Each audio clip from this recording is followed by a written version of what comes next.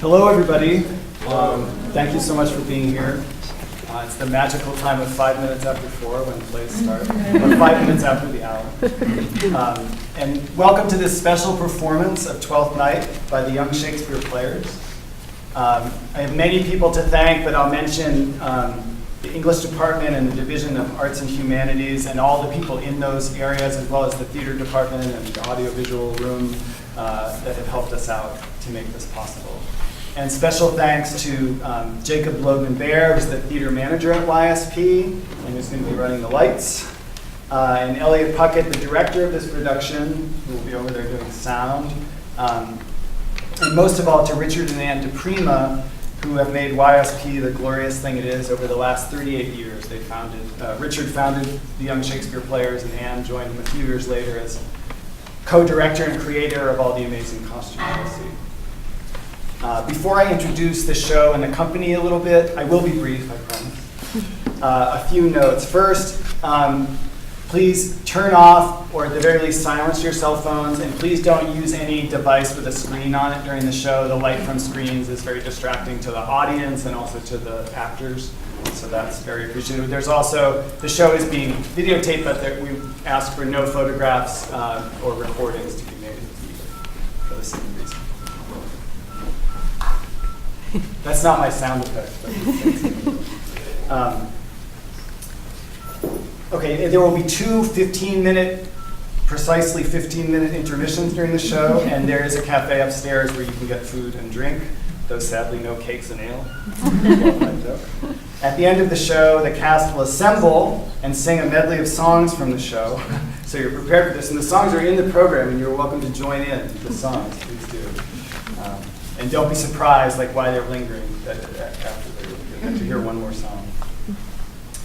And finally, a few brief words about the Young Shakespeare Players and today's performance. Today's cast is a group of talented young actors aged 10 to 17, many of whom have acted in a dozen or more plays, or 15 or 20 or 25, you'll see, and some of whom it's their first play with YSP, although other plays there too.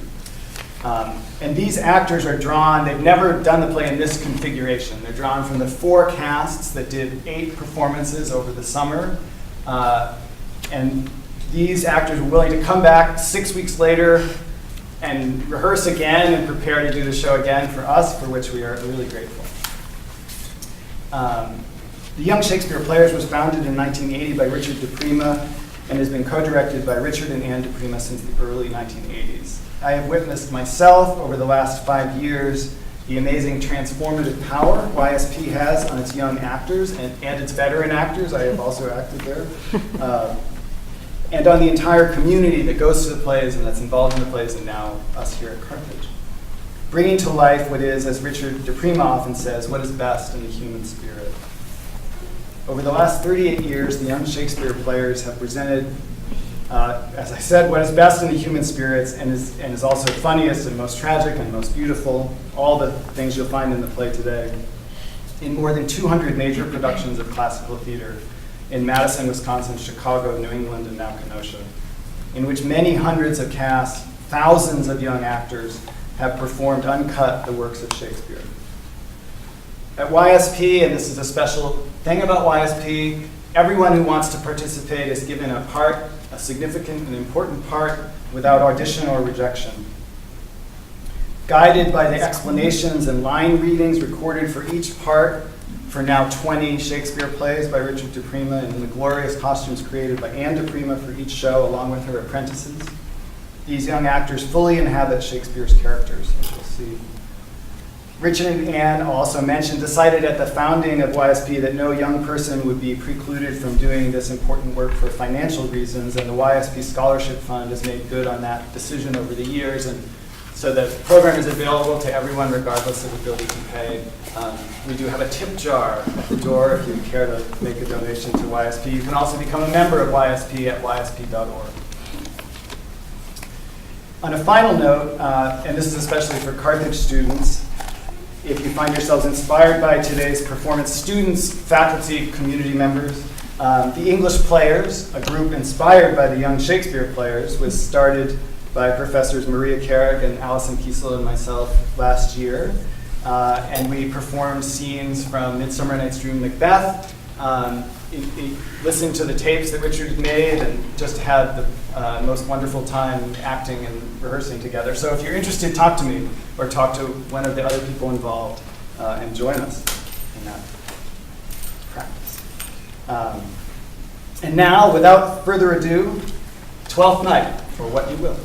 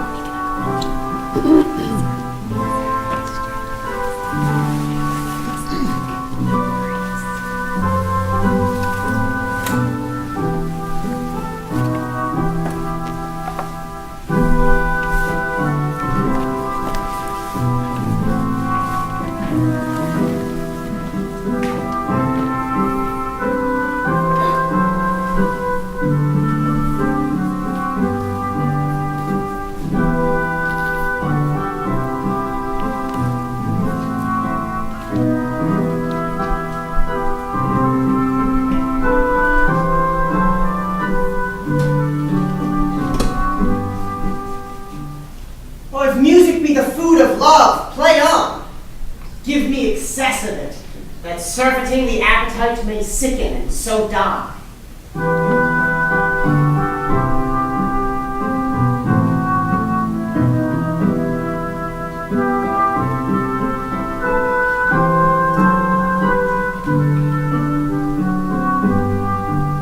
Oh, that strain again, it had a dying fall.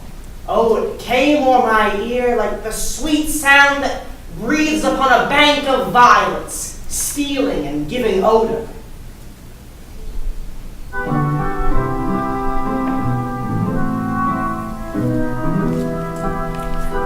Enough! No more. 'Tis not so sweet now as it was before. Oh, spirit of love, how quick and fresh art thou, that notwithstanding thy capacity receiveth as the sea, not enters there, of what validity and pitch soe'er, but falls into abatement and low price even in a minute, so full of shapes as fancy, that it alone is high fantastical. Will you go hunt, my lord? What, Curio? The heart? Why, so I do, the noblest that I have. Oh, when mine eyes did see Olivia first, methought she purged the air of pestilence. In that instant was I turned into a heart, and my desires like fell and cruel hounds e'er since pursued me. Oh, how now? What news from her? So praise my lord, I might not be admitted, but from her handmaiden to return this answer. The element till 7 years' heat shall not behold her face at ample view, and like a cloister she will veil and walk in water once a day, her chamber round with eye-offending brine. All this to season a dead brother's love, which she would keep lasting in her sad remembrance. Oh, she that hath a heart of that fine frame, to pay this debt of love but to a brother? How will she love when the rich golden shaft hath killed the flock of all affections else that live in her? When liver, brain, and heart, those sovereign thrones are all supplied and filled, her sweet perfections there, in oneself king? Away before me, to sweet beds of flowers. Love thoughts lie rich when canopied with bowers.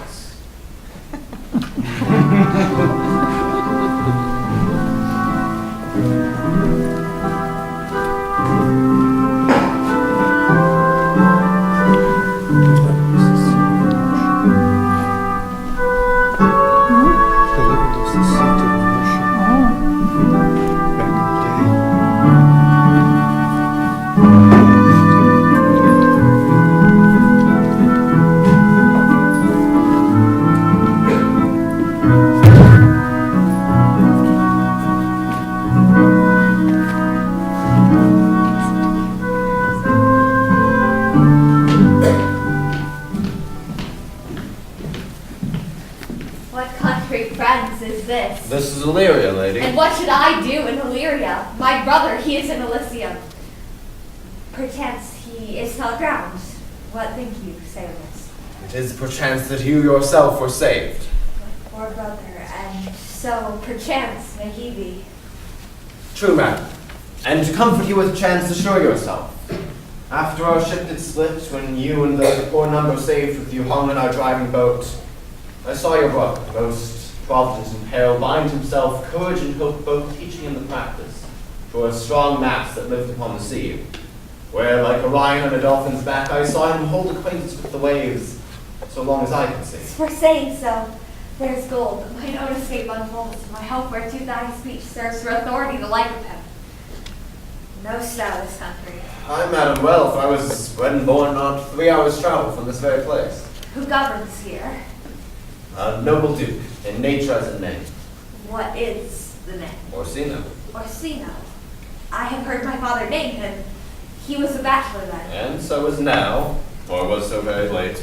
For but a month ago I went from hence, and then 'twas fresh and murmur, as you know, what great ones do, the less will prattle of, that he did seek the love of fair Olivia. What's she?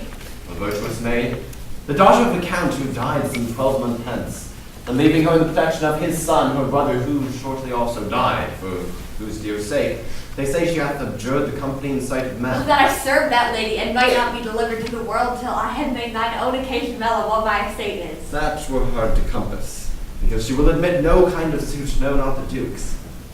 There is a fair behavior in thee, captain, and though that nature with the beauty is wall doth opposite pollution, yet of thee I will believe thou hast a mind that suits with this thy fair and outward character. I pray thee, and I'll pay thee bounteously, conceal me what I am, and be my aid for such disguise as haply shall become the form of my intent. I'll serve this duke, but thou shalt present me as an eunuch to him. It may be worth thy pain, for I can sing and speak to him in many kinds of music that will allow me very worth his service.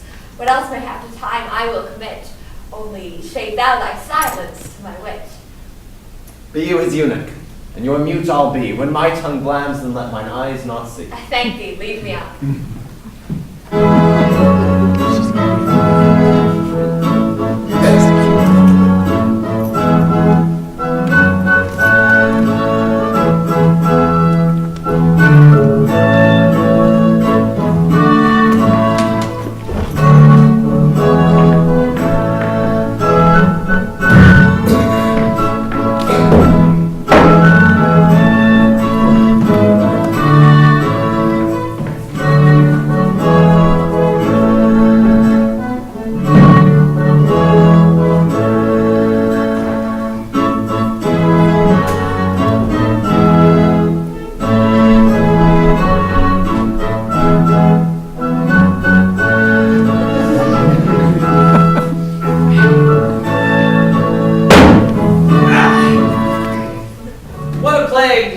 To take the death of her brother thus, I am sure cares an enemy to life. Aye. Why, my troth, Sir Toby, you must commit earlier nights. Your cousin, my lady, takes great exceptions to your ill hours. Why, let her accept before accepted. Aye, but you must confine yourself within the modest limits of order. Confine? I'll confine myself no finer than I am. These clothes be good enough to drink in, and so be these boots, and be they not, let them hang themselves on their own straps. That quaffing and drinking will undo you. I heard my lady talk of it yesterday, and of a foolish knight you brought in one night here to be her wooer. Who? Sir Andrew Aguecheek? Aye, he. Why, he's as tall a man as any's in Illyria. What's that to the purpose? He has almost 3,000 ducats a year. I little have from here and all these ducats. He's a very fool and a prodigal. Fie on thee that you'll say so. He can play all the viol de gamboys and speak 3 or 4 languages, word for word, without a book. And he hath all the good gifts of nature. He hath indeed almost natural, for besides that he's a fool, he's a great quarreler. And but that he hath the gift of a coward to allay the gusty eye from quarreling, 'tis thought among the prudent he would quickly have the gift of a grave. By this hand, they are scoundrels and substractors that say so of him. Who are they? They that I'm over, he's a drunk knight in your company. With drinking healths to my niece. Why, I'll drink to her as long as there's a passage in my throat and a drink in Illyria. A passage. He's a coward and a coistrel that will not drink to her till his brains turn over the toe like a parish top. What, wench? Castiliano Volgo. For here comes Sir Andrew Agueface. Sir Toby Bell, how now, Sir Toby Bell? Sweet Sir Andrew. Bless you, fair shrew. And you, sir. Accost, Sir Andrew, accost. What's that? My niece's chambermaid. Good Mistress Accost, I desire better acquaintance. My name is Mary, sir. Good Mistress Mary Accost. A mistake, sir. Accost is front her, board her, woo her, assail her. By my troth, I would not undertake her in this company. Is that the meaning of accost?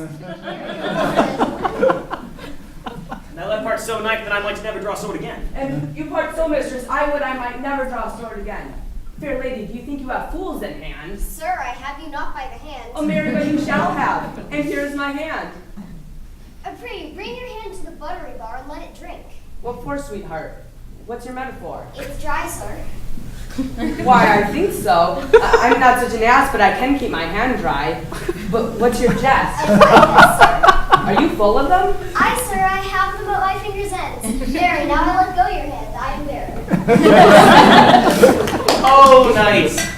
Thou lackst a cup of canary. When did I see thee so put down? Never in your life, I think. Unless you see canary put me down. Methinks sometimes I have no more wit than a Christian or an ordinary man has. But I am a great eater of beef, and I believe that does harm to my wit. Past question. And I thought that I'd forswear it. I'll ride home tomorrow, Sir Toby. Pourquoi, my dear knight? What is pourquoi? Do or not do? Oh, would I have bestowed that time in the tongues that I have in dancing, fencing, and bear baiting. Oh, had I but followed the arts. Truly, then thou wouldst have an excellent head of hair. Why, would that have mended my hair? Most certain, for thou seest, it will not curl by nature. But it becomes me well enough, does it not? Excellent. It hangs like flax on a distaff. Should like to see a housewife take thee between her thighs and spin it off. I'll ride home tomorrow, Sir Toby. Your niece will not be seen of me, and if she be, it's force one she'll none of me. The Count himself here hard by woos her.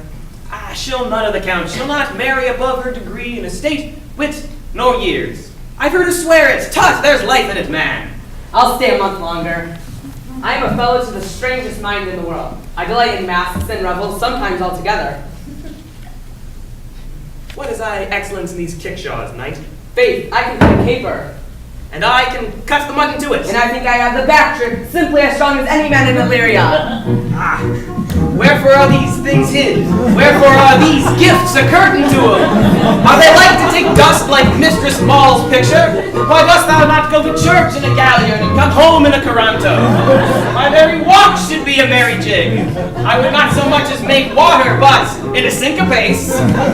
What is it a world to hide virtues in? I think by the very excellent constitution of thy leg that it was formed under the star of a galliard. Aye, 'tis strong, and does indiffer well in a down-colored stock. Shall we set about some revels? Aye, what shall we do else? Were we not born under Taurus? Taurus? That's sides and heart. No, sir, it is legs and thighs.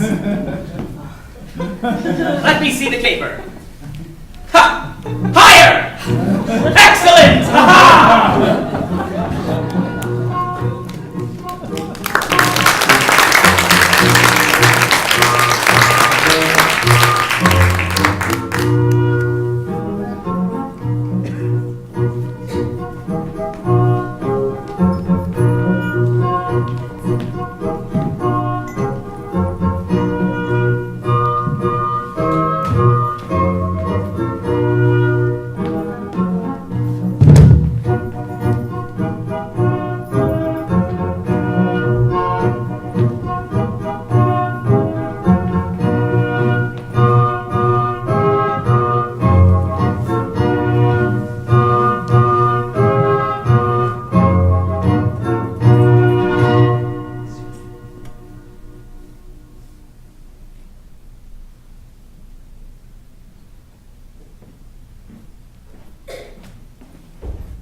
The Duke continues these favors towards you. You are like to be much advanced. He hath known you but 3 days, and you are already no stranger. You either fear his humor or my negligence that you call in question the continuance of his love. Is he inconstant, sir, in his favors? No, believe me. I thank you. Here comes the Count. Who saw Cesario? Ho! On your attendance, my lord, here. Stand you a while aloof. Cesario, thou knowst no less, but all. I have enclassed to thee the book, even of my secret soul. Therefore, good youth, address thy gate to her. Be not denied access. Stand at her door and tell them there thy fixed foot shall grow till thou have audience. Sure, my noble lord, if she be so abandoned to her sorrows that is spoke, she will never admit me. Oh, be clamorous and leap all civil bounds, rather than make unprofited return. Say I do speak with her, my lord, what then? Oh. Then unfold the passion of my love for her. Surprise her with discourse of my dear faith. It shall do thee well to act my woes. She will receive it better in thy youth than in the nuntios of more grave aspect. I think not so, my lord. Dear lad, believe it, for it shall yet belie thy happy years that say thou art a man. Diana's lip is not more smooth and rubious. Thy small pipe is as the maiden's organ, shrill and sound. And all is semblative of a woman's part. I know thy constellation is right apt for this affair. Some 4 or 5 attend him. All, if you will, for I myself am best when least in company. Prosper well in this, and thou shalt live as freely as thy lord, to call his fortunes thine. I'll do my best to woo your lady. Yet mark the strife where I woo myself would be his wife.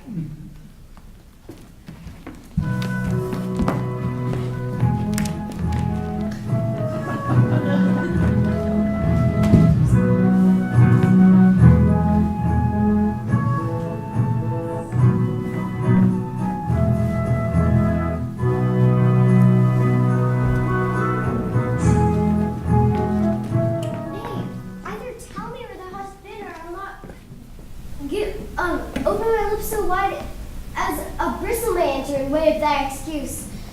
My lady will hang me for thy absence. Let her hang me. He that is well hanged in this world needs to fear no colors. Make that good. He shall see none to fear. A good Lenten answer.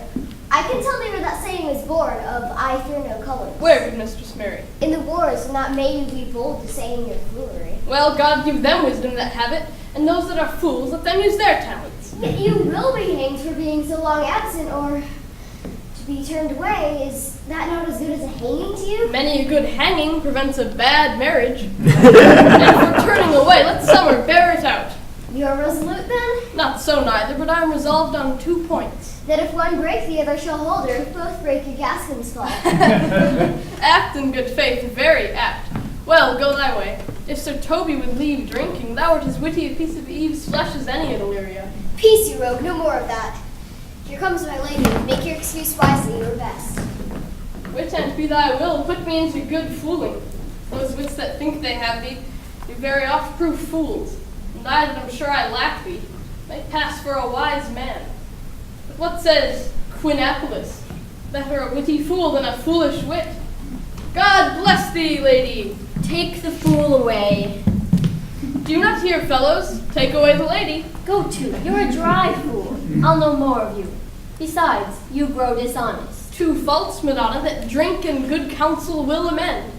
For, give the dry fool drink, then is the fool not dry. Bid the dishonest man mend himself. If he mend, he's no longer dishonest. If he cannot, let the botcher mend him. Anything that's mended is but patched. Virtue that transgresses is but patched with sin, and sin that amends is but patched with virtue. If that this simple syllogism will serve, so it will not but remedy. As there is no true cuckold but calamity, so beauty's a flower. The lady bade take away the fool, therefore I say again, take her away. Sir, I bade them take away you. Misprisine in the highest degree. Lady, cuculis non facit monachum. That's as much to say as I wear not motley in my brain.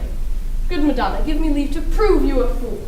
Can you do it? Dexterously, good Madonna.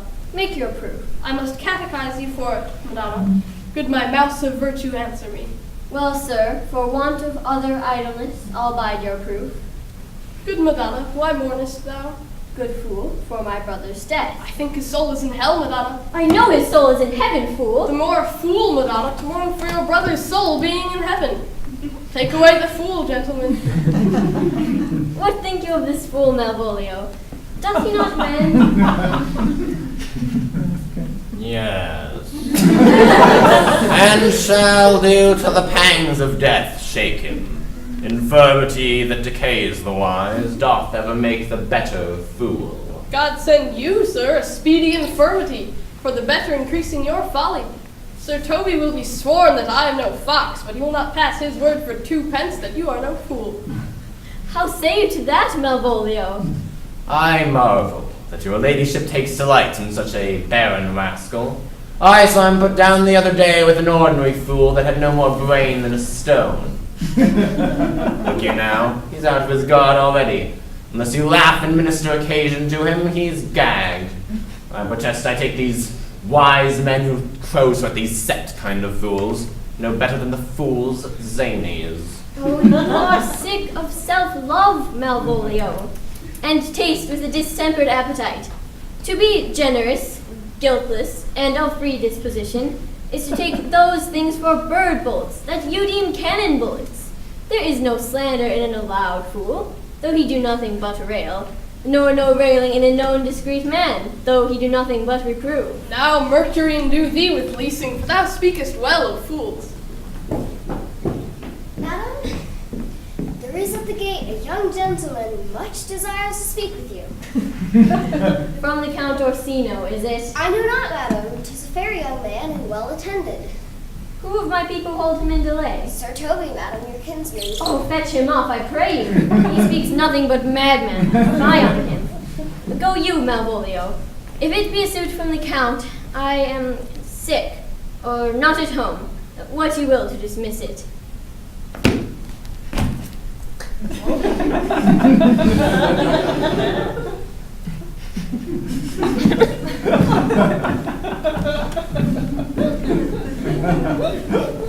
Now you see, sir, how your fooling grows old and people dislike it. Thou hast spoke for us, Madonna, as if thy eldest son should be a fool, whose skull Jove cram with brains, for here he comes.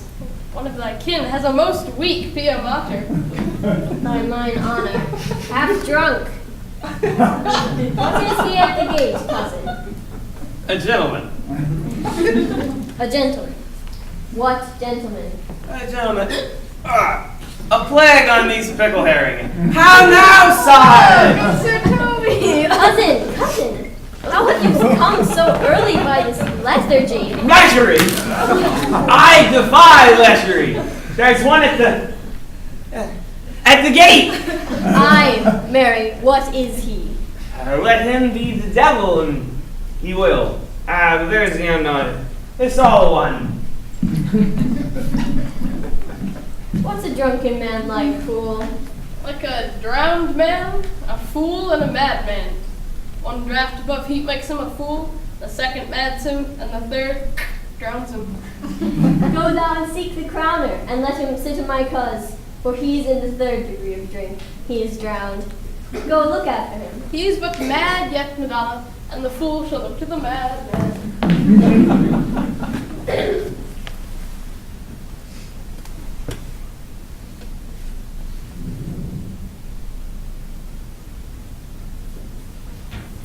Madam!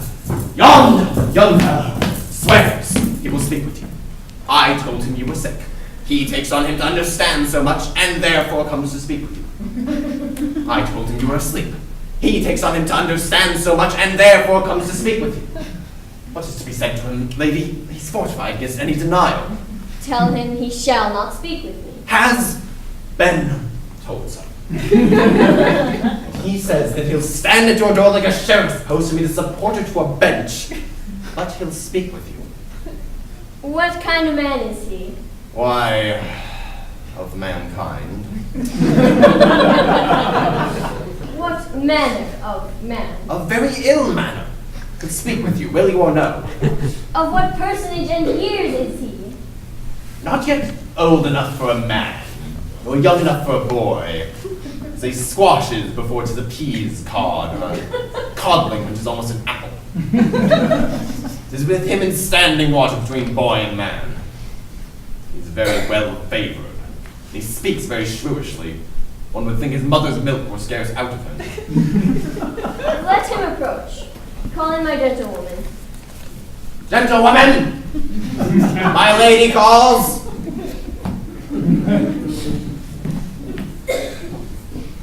Give me my veil. Come, throw it over my face. We'll once more hear Orsino's embassy.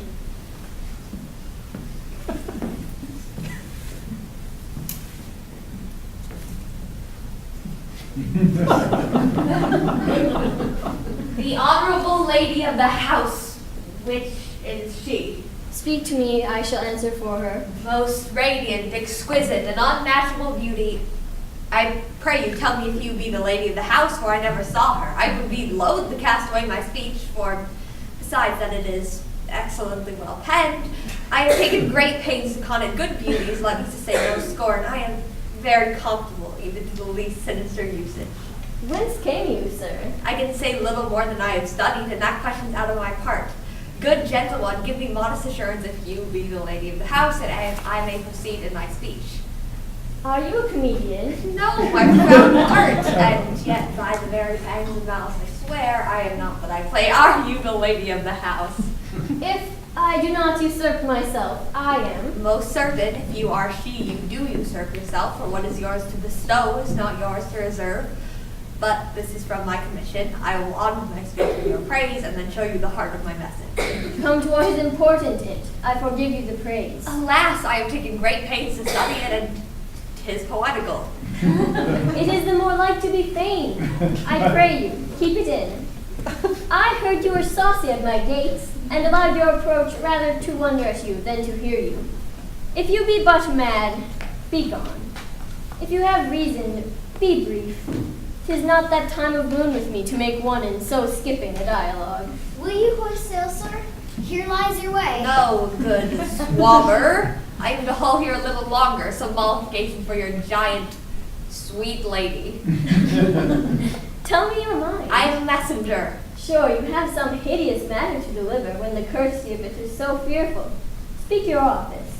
It alone concerns your ear. I bring no taxation of war, no overture of homage. I hold the olive in my hand. My words are full of peace as matter. Yet you began rudely. What are you? What would you? The rudeness that hath appeared in me have I learned from my entertainment. What I am and what I would are as secret as maidenhead. To your ears, divinity. To any others, profanation. Give us the place alone. We will hear this divinity. Now, sir, what is your text? Most sweet lady. A comfortable doctrine, and much may be said of it. But where lies your text? In Orsino's bosom. In his bosom. In what chapter of his bosom? To answer by the method in the first of his heart. Oh, I have read it. It is heresy. Have you no more to say? Good madam, let me see your face. Have you any commission from your lord to negotiate with my face? You are now out of your text. But we will draw the curtain and show you the picture. Look you, sir, such a one I was this present. It's not well done. Excellently done, if God did all. 'Tis ingrained, sir. 'Twill endure wind and weather. It is beauty truly blent, whose red and white nature's own sweet and cunning hand laid on. Lady, you are the cruelest she alive if you will lead these graces to the grave and leave the world no copy. Oh, sir, I will not be so hard-hearted. I will give out divers schedules of my beauty. It shall be inventoried, every particle and utensil labeled to my will, as item 2 lips, indifferent red, item 2 gray eyes with lids to them, item 1 neck, 1 chin, and so forth. Will you send hither to praise me? I see what you are. You are too proud, but if you were the devil, you are fair. My lord and master loves you. Oh, such love could be but recompense, so you were crowned the nonpareil of beauty. How does he love me? With adorations, fertile tears with thrones that thunder love with sighs of fire. your lord does know my mind. I cannot love him. Yet I suppose him virtuous, know him noble, of great estate, of fresh and stainless youth, in voices well divulged, free, learned, and valiant, and in dimension and the shape of nature, a gracious person. But yet I cannot love him. He might have took his answer long ago. If I did love you in my master's flame with such a suffering, such a deadly life, in your refusal would I find no sense, I would not understand it. Why, what would you? Make me a willow cabin at your gate, and call upon my soul within the house. Write loyal cantons of contemned love, and sing them loud even in the dead of night. Hollow your name to the reverberate hills, and make the babbling gospel of the air cry out, Olivia! Oh, you should not rest between the elements of air and earth, but you should pity me. You might be what is your parentage? Above my fortunes, yet my state as well. I am a gentleman. Get you to your lord. I cannot love him. Let him send no more. Unless, perchance, you come to me again to tell me how he takes it. Very well. I thank you for your pains. Spend this for me. I am no feed post, lady. Keep your purse. My master, not myself, lacks recompense. Love make his heart of flint that you shall love, and may your masters, like my fervor, be placed in contempt. Farewell, fair cruelty. What is your parentage? Above my fortunes, yet my state is well. I am a gentleman. I'll be sworn thou art. Thy tongue, thy face, thy limbs, actions, and spirit do give thee fivefold blazon. Not too fast. Soft, soft. Unless the master were the man. How now? Even so quickly may one catch the plague. Methinks I feel this youth's perfections with an invisible and subtle stealth to creep in at mine eyes. Well, let it be. What ho, Malvolio! Here, madam, at your service. Run after that same peevish messenger, the county's man. He left this ring behind him. Would I or not, tell him I'll none of it. Desire him not to flatter with his lord, nor hold him up with hope. I am not for him. If that the youth would come this way tomorrow, I'll give him reasons for it. Hie thee, Malvolio. Madam, I will.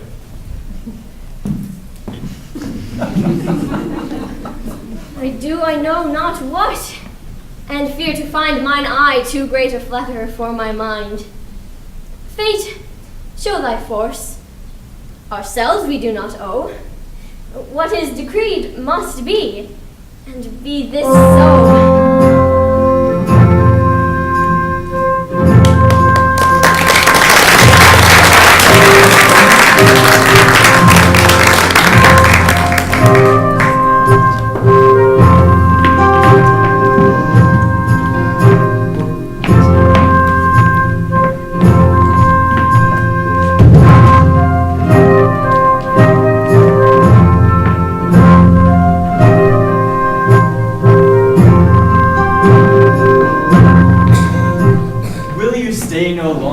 Nor will you not that I go with you? By your patience, no. My stars shine darkly over me. The malignancy of my fate might perhaps distemper yours. Therefore I crave of you your leave that I may bear my evils alone. It were a bad recompense for your love to lay any of them on you. Let me yet know of you, whither you are bound. No, sooth, sir, my determinate voyage is mere extravagancy. But I perceive in you so excellent a touch of modesty that you will not extort from me that which I am willing to keep in. Therefore it charges me in manners rather to express myself. You must know of me then, Antonio. My name is Sebastian, which I called Rodrigo. My father was that Sebastian of Messaline, whom I know you have heard of. He left behind him myself and his sister, both born in an hour. If the heavens had been pleased, would we had so ended. But you, sir, alter that. For some hour before you took me from the breach of the sea, was my sister drowned. Alas the day! A lady, sir, though 'twas said much resembled me, was yet a many accounted beautiful. But though I could not with such estimable wonder over far believe that, yet thus far I will boldly publish her.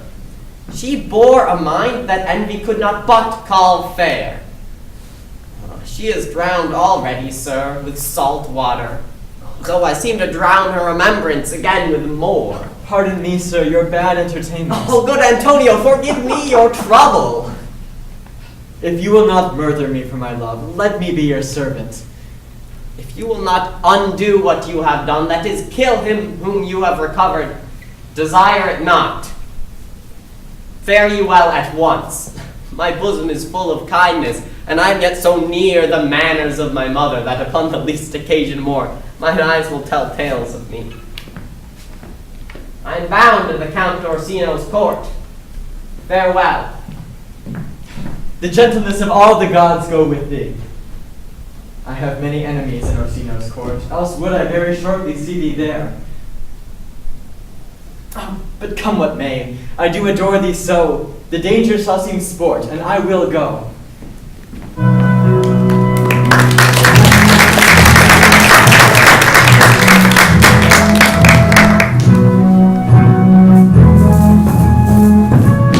Were you not, even now, the Countess Olivia? Even now, sir, on a moderate pace, I have arrived but hither. She returns this ring to you, sir. You might have saved me my pains to have taken it away yourself. She adds, moreover, that you put your lord into a desperate assurance that she will none of him, and one thing more, that you be never so hardy as to come in her affairs again, unless it be to report your lord's taking of this. Receive it, so. She took the ring of me, I'll none of it. Come, sir, you peevishly threw it to her, and it is her will it should be so returned. If it be worth stooping for, there it lies, in your eye. If not, be it his that finds it. I've no ring with her. What means this lady? Fortune forbid my outside have not charmed her. She made good view of me, indeed, so much that as methought her eyes had lost her tongue, for she did speak in starts, distractedly. She loves me, sure. The cunning of her passion invites me in this messenger. None of my lord's ring, why, he sent her none. Poor lady, if it be so as 'tis, she were better love a dream. Disguise. I see thou art a wickedness, wherein the pregnant enemy does much. How easy is it for the proper false in women's waxen hearts to set their forms? Alas, our frailty is the cause, not we, for such as we are made of, such we be. How will this badge? My master loves her dearly, and my poor monster fondens much on him, and she, mistaken, seems to dote on me. What will become of this, as I am man? My state is desperate for my master's love. As I am woman now, alas the day, what purpose I shall poor Olivia breathe? No time. Thou must untangle this, not I. It is too hard a knot for me to untie.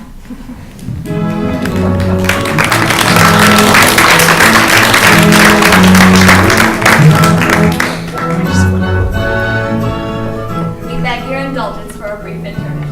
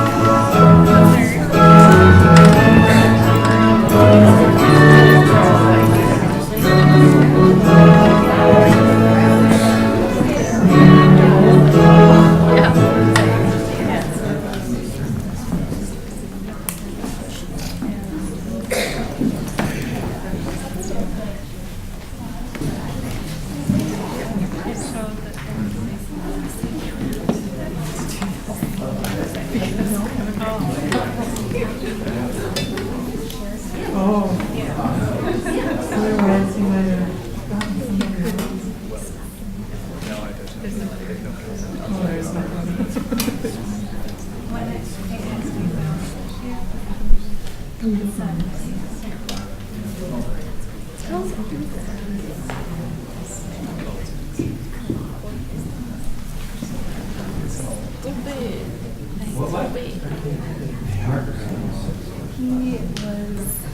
fighting it. Yeah, he started to get sick. He had a sore throat. And I can hear that his voice is still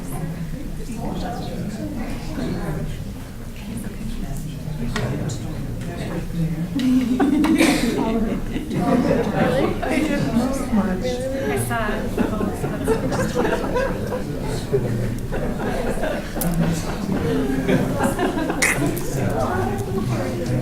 How would that work? It wouldn't. Hi. Hi. Okay.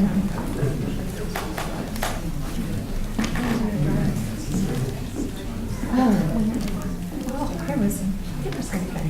Yeah. I mean, I thought it was going to be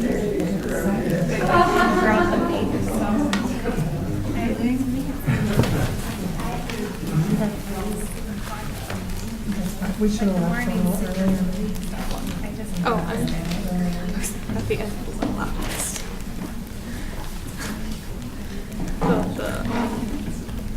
When she hears the report. So I have my phone.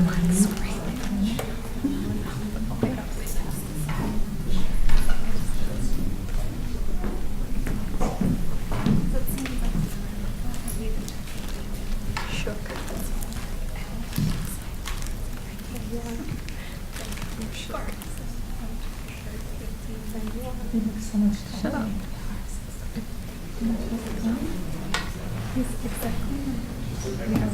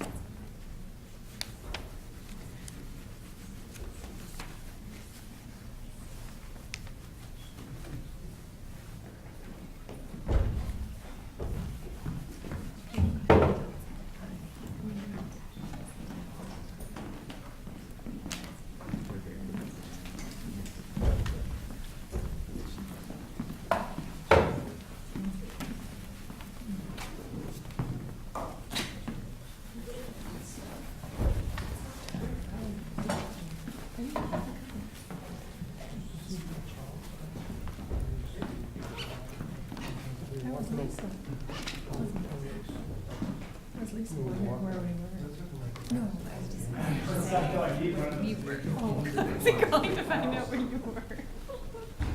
I couldn't answer it because it's in my backpack.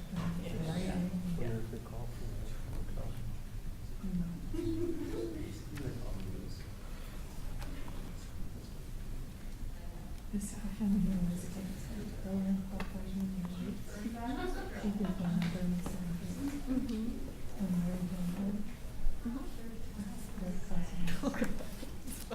cousin. Isn't that very good? That's like Yeah.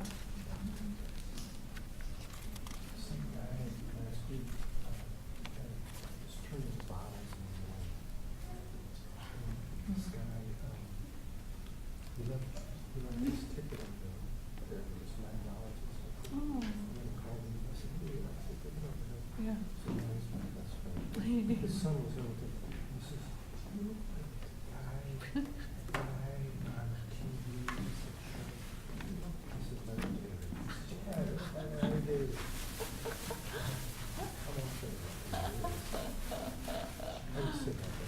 You think you're better looking than everybody? I think so.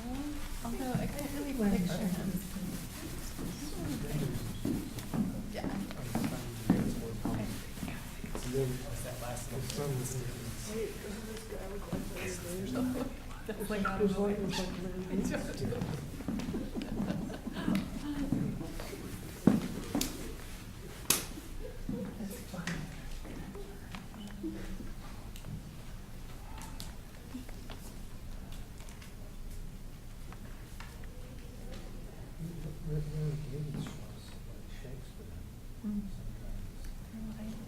I've seen it happen episode once a long time ago.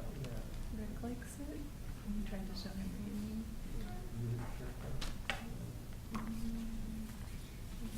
But we didn't give it rejections.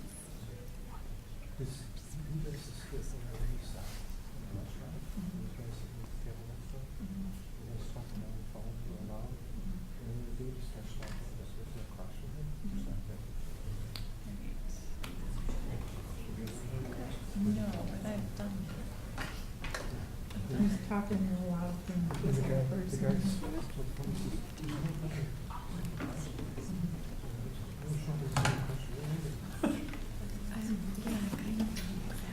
Although I did have a person with me imagine if we were sending somewhere that the person was on the phone, we had been talking about that. So I started to marry attitude.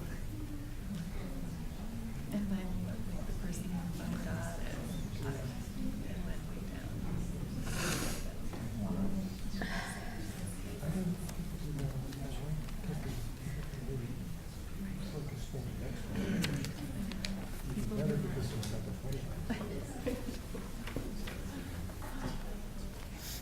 I don't think it happens so much anymore, right? Now that people are used to phones. It doesn't happen so much. I don't hear people shouting. Yeah.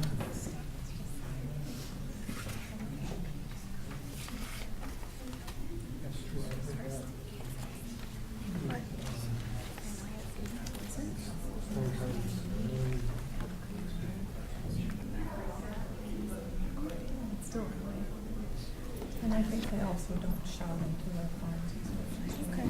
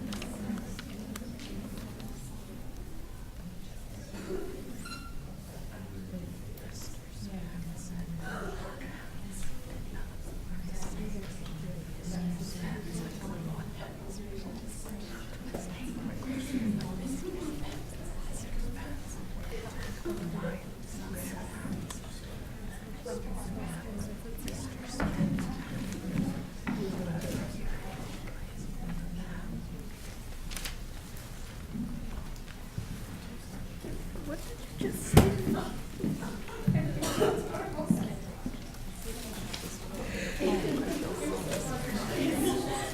Remember how many Someone saw it. He's got a great picture. He's got a great picture. Well, the fact that you whispered it. Yeah. Mr. Spatz at 21. More the same. Mr. Spatz at 21.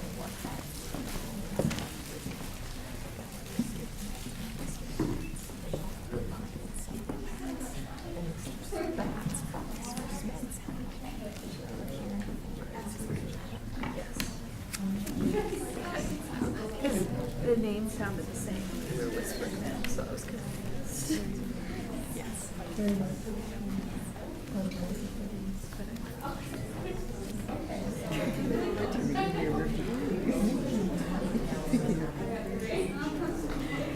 When I saw such open answer and everything, I thought of you.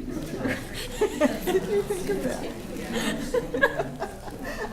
I just had to say it. To burn out in my blog. Anyway, I could just see the two of you doing it together. I think it was the hair. Could also be. Not that I would imagine you drinking chemicals. But I could imagine Emily dancing in galleons. I want to see that. You know?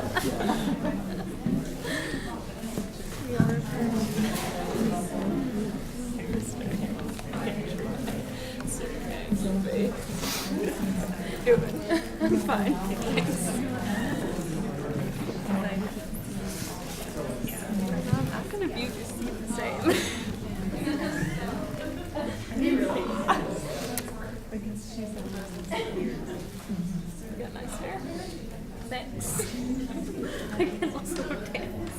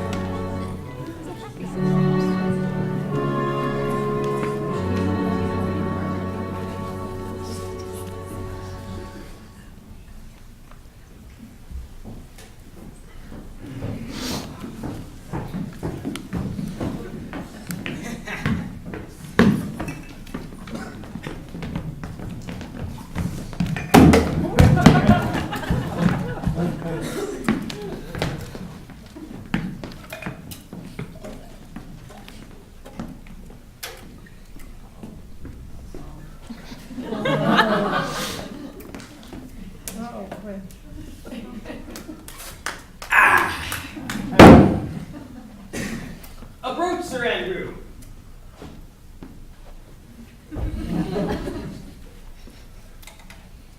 To be up after midnight is to go to bed betimes, and duluculo sugere thou knowst.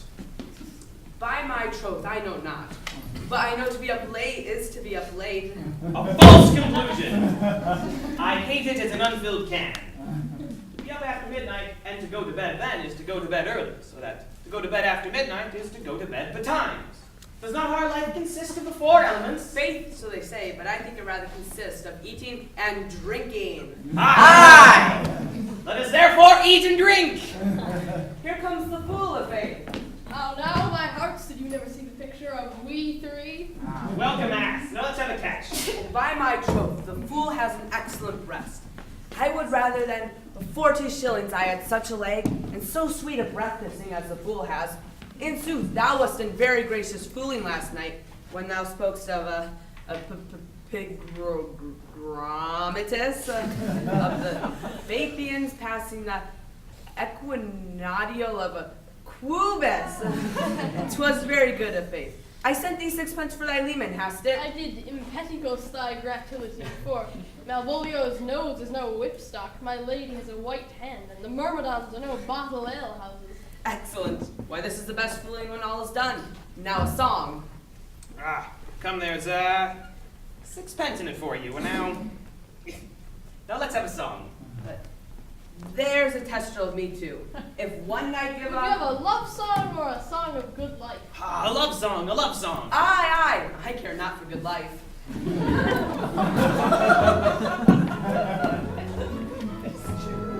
Oh, mistress mine, where are you roaming? Oh, stay and hear your true love's coming, that can sing both high and low.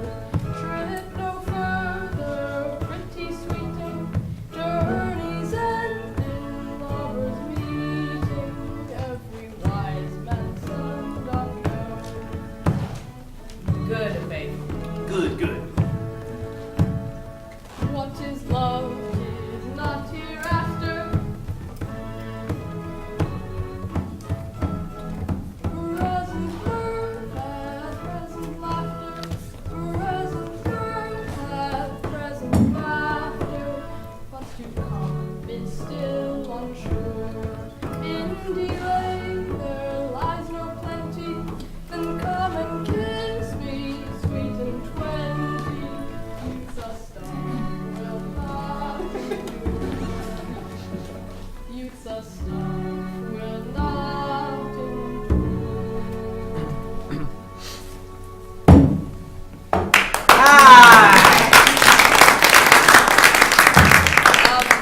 A mellifluous voice as I am true knight. A most contagious breath. Very sweet and contagious of faith. To hear by the nose, it is dulcet and contagion. But shall we make the welkin dance indeed? Shall we rouse the night owl in a catch that will draw 3 souls out of one weaver? Shall we do that? If you love me, let's do it. I am dog at a catch. By Our Lady, sir, and some dogs will catch well. Most certain. Let our catch be thou knave. Hold thy peace, thou knave knight. I shall be constrained to call thee knave in tonight. 'Tis not the first time I have constrained one to call me knave. Begin, fool. It begins, hold thy peace. I shall never begin if I hold my peace. Most certain. Come begin.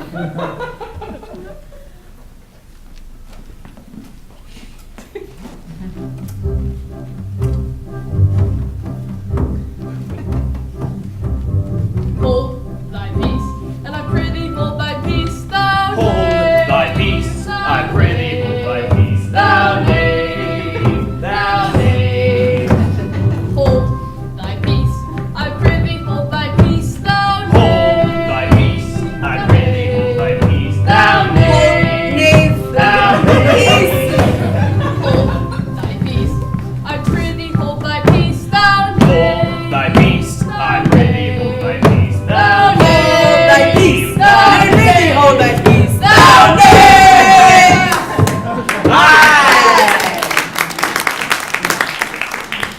What a caterwauling do you keep here? If my lady had not called up her steward Malvolio and bid him turn you out of doors, never trust me. My lady Zacatea. Aye. We are politicians. Malvolio's a pegaramsey. Aye. And 3 merry men be we. 3 merry men be we, 3 merry men be we. 3 merry men be we, 3 merry men be we. 3 merry men be we. 3 merry men be we, 3 merry men be we. 3 merry men be we, 3 merry men be we.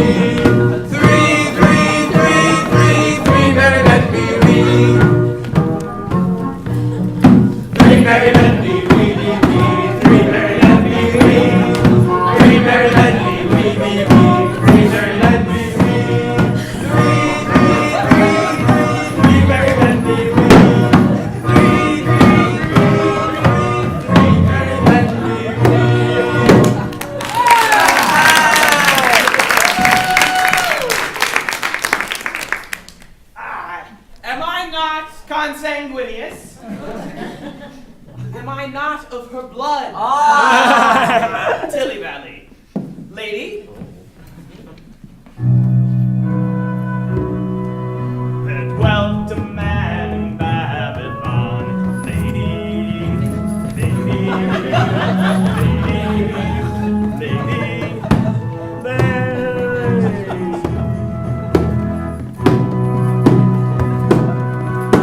There dwelt a man in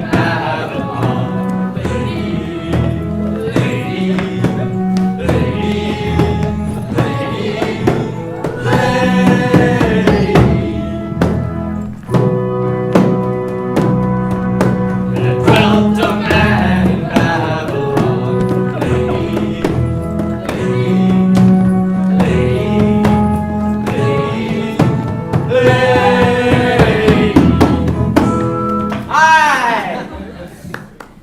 True me, the knight's an admirable fooling. Aye, he does well enough if he be disposed. And so do I too. He does it with a better grace, but I do it more natural.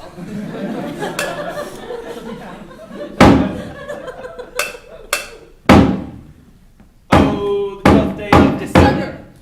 The 12th day of December. The 12th day of December. The 12th day of December. The 12th day of December. The 12th day of December. The 12th day of December. The 12th day of December. The 12th day of December. The 12th day of December. The 12th day of December. The 12th day of December. The 12th day of December. The 12th day of December. The 12th day of December. The 12th day of December.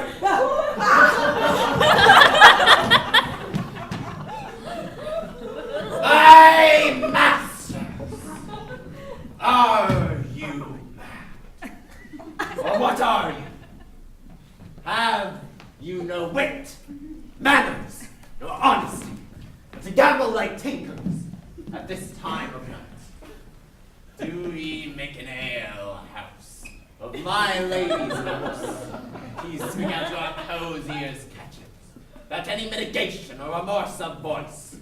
Is there no respect of place, persons, nor time in you? We did keep time, sir, in our Catches! Snack up! Sir Toby, I must be round with you. My lady made me tell you that though she harbors you as her kinsman, she's nothing allied to your disorders. Oh dear. If you can separate yourself and your misdemeanors, you're welcome to the house. If not, and it would please you to take leave of her, she is very willing to bid you farewell.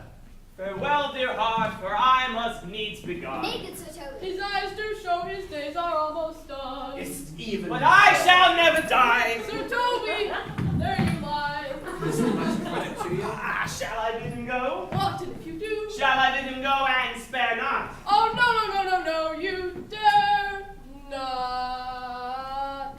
Out of tune, sir, ye lie. Art thou any more than a steward? Ooh. Dost thou think that because thou art virtuous, there shall be no more cakes and ale? Aye! Yes, by Saint Anne, and ginger shall be hot in the mouth, too. Thou art in the right. Go, sir, rub your chain with some crumbs. A scoop of wine, Maria! Mistress! Mary, you prized my lady's favor at anything more than contempt.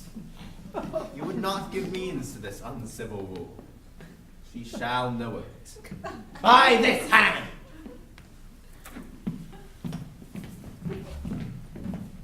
Go Shakespeare. Whereas good a deed to drink when a man's a hungry, to challenge him in the field, then break promise with him, and make a fool of him.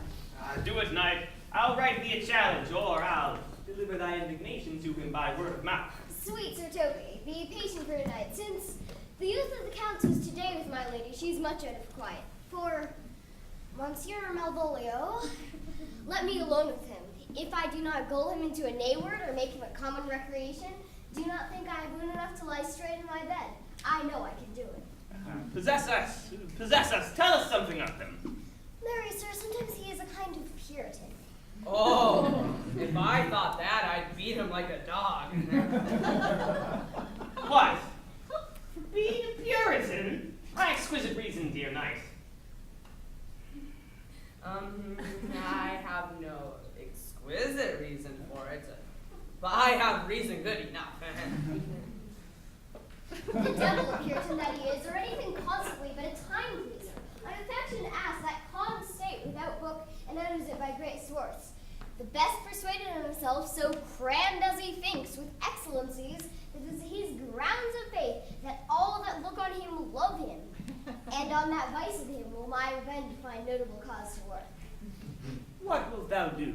I will drop in his way some obscure epistles of love, wherein, by the color of his beard, the shape of his leg, the manner of his gait, the expression of his eye, forehead, or complexion, he shall find himself most feelingly personated.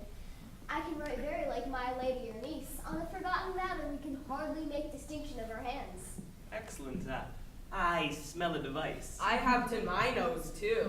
He will think, by the letters I will drop for him, that they are from my niece and that she's in love with him. My purpose is, indeed, a horse of that color. Oh, and your horse now would make him an ass. As I do not. Oh, 'twill be admirable. Sport royal, I warrant you. I will plant you too, and let the fool make a third where he shall find the letter. Observe his construction of it. For this night, to bed, and dream on the event. Good Farewell. night. Good night, Penthesilea. Before me, she's a good wench. Aye, she's a beagle, true bred, and one that adores me. What that? I was adored once, too. Come, knight, let's to bed. Thou hast need send for more money. If I cannot recover your niece, I am a foul way out. If you hast her not in the end, call her cut. And I do not never trust me. Take it how you will. Come, I'll go burn some sack. 'Tis too late to go to bed now. Come, knights. Come, knight.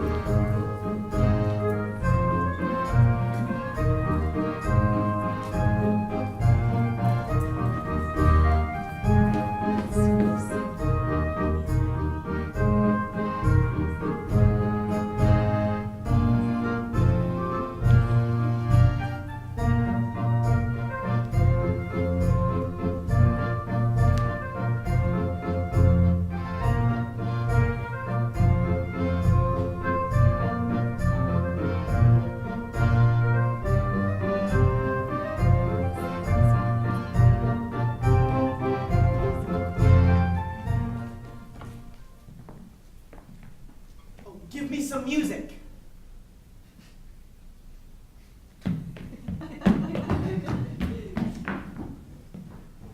Now, good morrow, friends. Good Cesario, that piece of song, that old and antique song we heard last night, methought it did relieve my passion much, more than light airs or recollected terms of these most brisk and giddy-paced times. Oh, come, let one verse. He is not here, my lord, that should sing it. Who was it? Festi, the jester. A fool that your Lady Olivia's father took much delight in. He is about the house. Oh, seek him out and play the tune the while.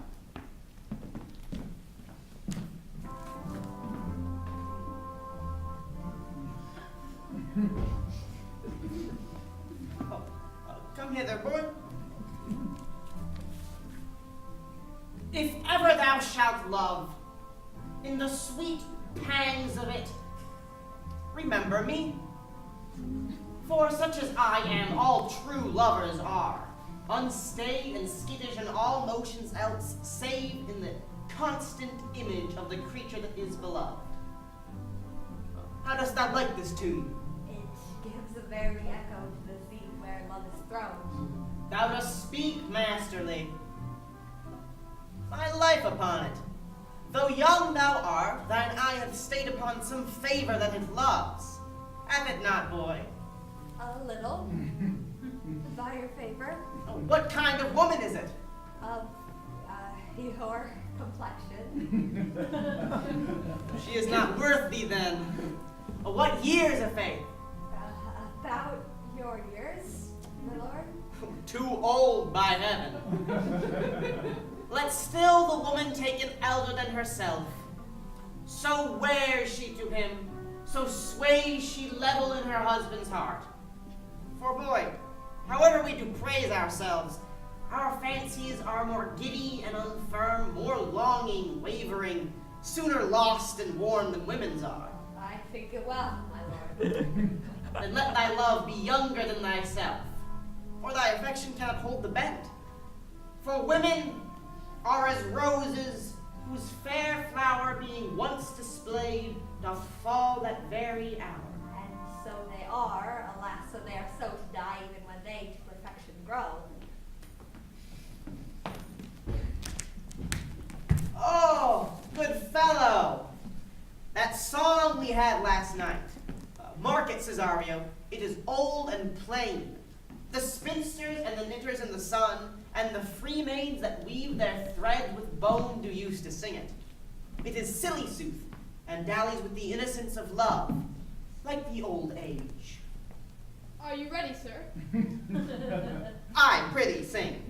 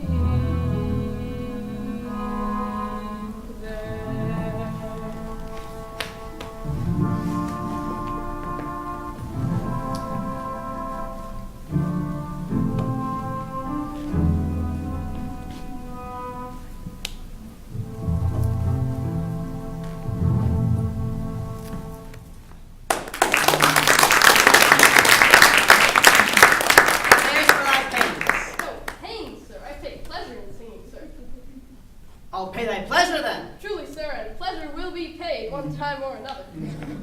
Oh, give me now leave to leave thee. Now the melancholy god protect thee, and the tailor make thy doublet of changeable taffeta, for thy mind is a very opal. I would have men of such constancy put to sea, that their business might be everything and their intent everywhere. For that's it that always makes a good voyage of nothing. Farewell. Let all the rest give place. Once more, Cesario. Get thee to yon same sovereign cruelty. Tell her, my love prizes not quantity of dirty lands, the parts that fortune hath bestowed on her. Tell her, I hold as giddily as fortune. But 'tis that miracle and queen of gems that pranks her and attracts my soul. But if she cannot love you, sir. I cannot be so answered. Sooth, but you must. Say that some lady, as perhaps there is, hath for your love as great a pang of heart as you have for Olivia. You cannot love her, you tell her so. Must she not then be answered? There is no woman's sides can bide the beating of so strong a passion as love doth give my heart. No woman's heart so big to hold so much. Alas, they lack retention. No motion of the liver, but the palate that suffers surfeit, cloyment, and revolt. Make no compare between the love a woman may bear me and that I owe Olivia. Aye, but I know. What dost thou know? Too well what love women to men may owe. In faith, they are as true a part as we. My father had a daughter, loved a man, as it might be. Perhaps, were I a woman, I should your lordship. And what's her history? A blank, my lord. She never told her love, but let concealment like a worm of the bud feed on her damaged cheek. She pined in thought, and with a green and yellow melancholy, she sat like patience on a monument, smiling at grief. Was not this love indeed? We men may say more, swear more, but indeed we prove little in our love, but much in our lust. But died thy sister of her love, my boy? I am all the daughters of my father's house, and all the brothers too, and yet I know not. Sir, shall I to this lady? Aye, that's the theme. To her in haste. Give her this jewel. Tell her, my love can give no place. Bide no delay.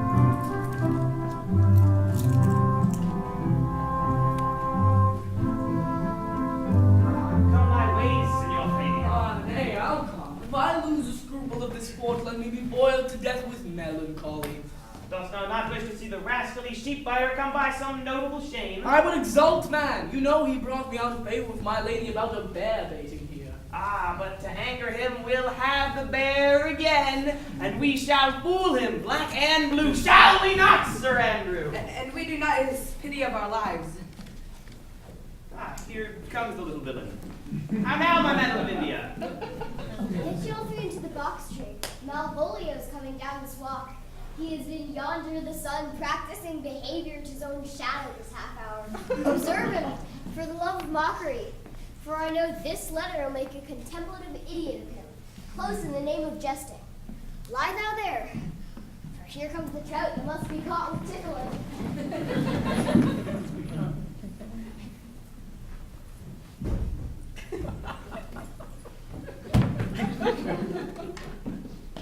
'Tis but fortune. All is fortune. Maria once told me she did affect me. And I have heard herself come thus near that, should she fancy, it should be one of my complexion. Besides, she uses me with a more exalted grace than anyone else that follows her. What should I think on't? Here's an overweening rogue. Oh, peace, contemplation makes a rare turkey cock of him. Look how he jets under his advanced plumes. Sight I could so beat the rogue. Peace, I say. To be Count Malvolio. Oh, rogue. Pistol him! Pistol him! Peace, peace. There is example for it. The lady of the strait, she married the yeoman of the wardrobe. Fie on him, Jezebel! To be of the humor of state. Then, Having been 3 months. having been 3 months married to her, sitting in my estate. Oh, for a stone bow to hit him in the eye. Peace, peace. Calling my officers about me in my branched velvet gown. Then, to have the humor of Having state, company. and after a demure travel of regard, telling them I know my place as I would they should do theirs, to call for my kinsman, Toby. Shall this fellow live? Or silence be drawn from us with cause, yet peace. 7 of my people with an obedient start make out for him. I frown the while, and perchance wind up my watch, or play with my sun-witch jewel. Toby approaches, curtsies there to me. Shall this fellow live? I extend my hand to him thus, quenching my familiar smile with an austere regard of control. And does not Sir Toby take you a blow on the lips, then? Saying, Cousin Toby, my fortunes having cast me on your niece, give me this prerogative of speech. What? What? You must amend your drunkenness. Out, scab! Name peace or break the sinews of our plot. Besides, you waste the treasure of your time with a foolish knight. Oh, that's me, I warrant you. One Sir Andrew. I knew 'twas I, for many do call me fool. What employment have we here? Now is the woodcock near the gin. Peace, I say, in the spirit of humor, intimately reading aloud to him. Why, my life. This is my lady's hand. These be her very C's, her U's, and her T's, and thus makes she her great P's. Has in contempt of question her hand. Her C's, her U's, and her T's. Why that? To the unknown beloved, this and my good wishes, her very phrases, by your leave wax. Soft, in pressure of her bequeath with which she uses to seal, is my lady. To whom should this be? Oh, this wins him liver and all. Jove knows I love, but who? Lips do not move, no man must know. No man must know follows. The number's altered. No man must know. This should be thee, Malvolio. Ah, marry, hang thee, Brock. I may command where I adore, but silence like a Lucrece knife, with bloodless stroke my heart doth gore. M-O-A-I doth sway my life. Foxton riddle. Excellent wench, say I. M-O-A-I doth sway my life. Name it first, let me see. What dish of poison has she dressed for him? And with what wing the Staniel checks at it. I may command who I adore. Why, she may command me, I serve her, she is my lady. This is heaven 20 formal capacity. And the end. What should that alphabetical position portend? If I could make that resemble something in me. Softly, M-O-A-I. Oh, why, he's now in a cold scent. South will cry upon for all this, though it be as rank as a bear. I may M-O-A-I. Malvolio. M. Why, that begins my name. Did I not say he would work it out? The cur is excellent at faults.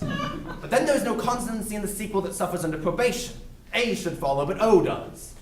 And O shall end, I hope. Aye, or I'll cudgel him and make him cry oh. And then I comes behind. Aye, and had you any eye behind you, you might see more detraction at your heels than fortunes before you. M-O-A-I. The simulation is not as the former And yet, crushed a little, it would bow to me as every one of these letters are in my name. Soft, here follows prose. This fall into thy hand, revolve.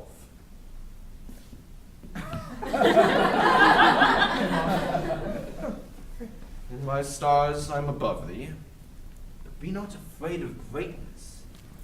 Some are born great, some achieve greatness, and some have greatness thrust upon them. Thy fates open their hands, let thy blood and spirit embrace them, and to inure thyself to what thou art like to be, cast thy humble sloth and appear fresh. Be opposite with the kinsman, surly with servants. Let thy tongue tang with arguments of state, put thyself into the trick of singularity. She thus advises thee, but sighs for thee.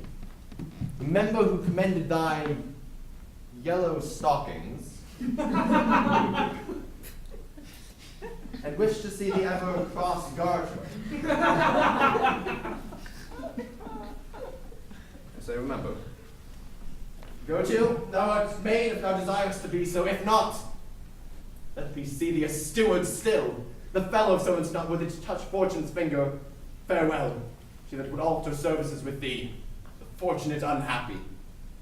Daylight and champagne discovers not more. This is open.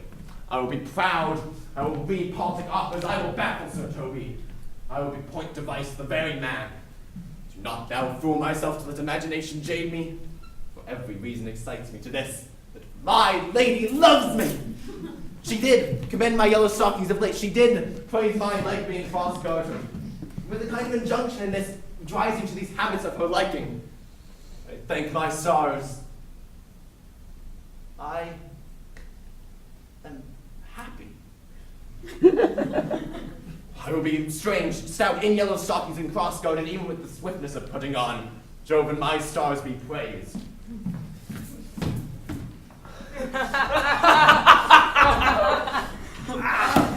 Here's yet a postscript. Thou canst not choose, but know who I am. Thou entertainest my love. Should appear in thy smiling. Thy smiles become thee well. Therefore in my presence still smile, dear my sweet, I prithee. Jove, I thank thee. I will smile.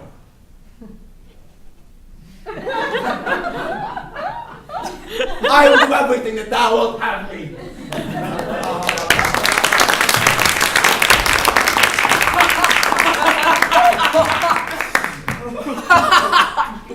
I would not give my body of the sport for a pension of thousands to be paid from the Sophie. I could marry this wench for this device. So could I too. And ask no other dowry but for such another jest. Nor I neither. Here comes my noble gall catcher. Wilt thou set thy foot on my neck? Or oh mine either. Will I play my freedom at tray tip and become thy bondslave? If they or I either. Thou hast put him in such a dream that when the image of it leaves him, he must run mad. Nay, but say true, does it work upon him? Like aqua vitae with a midwife. If you will then see the fruits of the sport, mark his first approach before my lady. He'll come to her in yellow stockings, and 'tis a color she abhors. Cross-gartered, a fashion she detests, and will smile upon her, which will now be so unsuitable to her disposition, being addicted to a melancholy as she is, that it cannot but turn him into a notable contempt. If you'll see it, follow me. To the gates of Tartar, thou most excellent devil of wits. I'll make one too.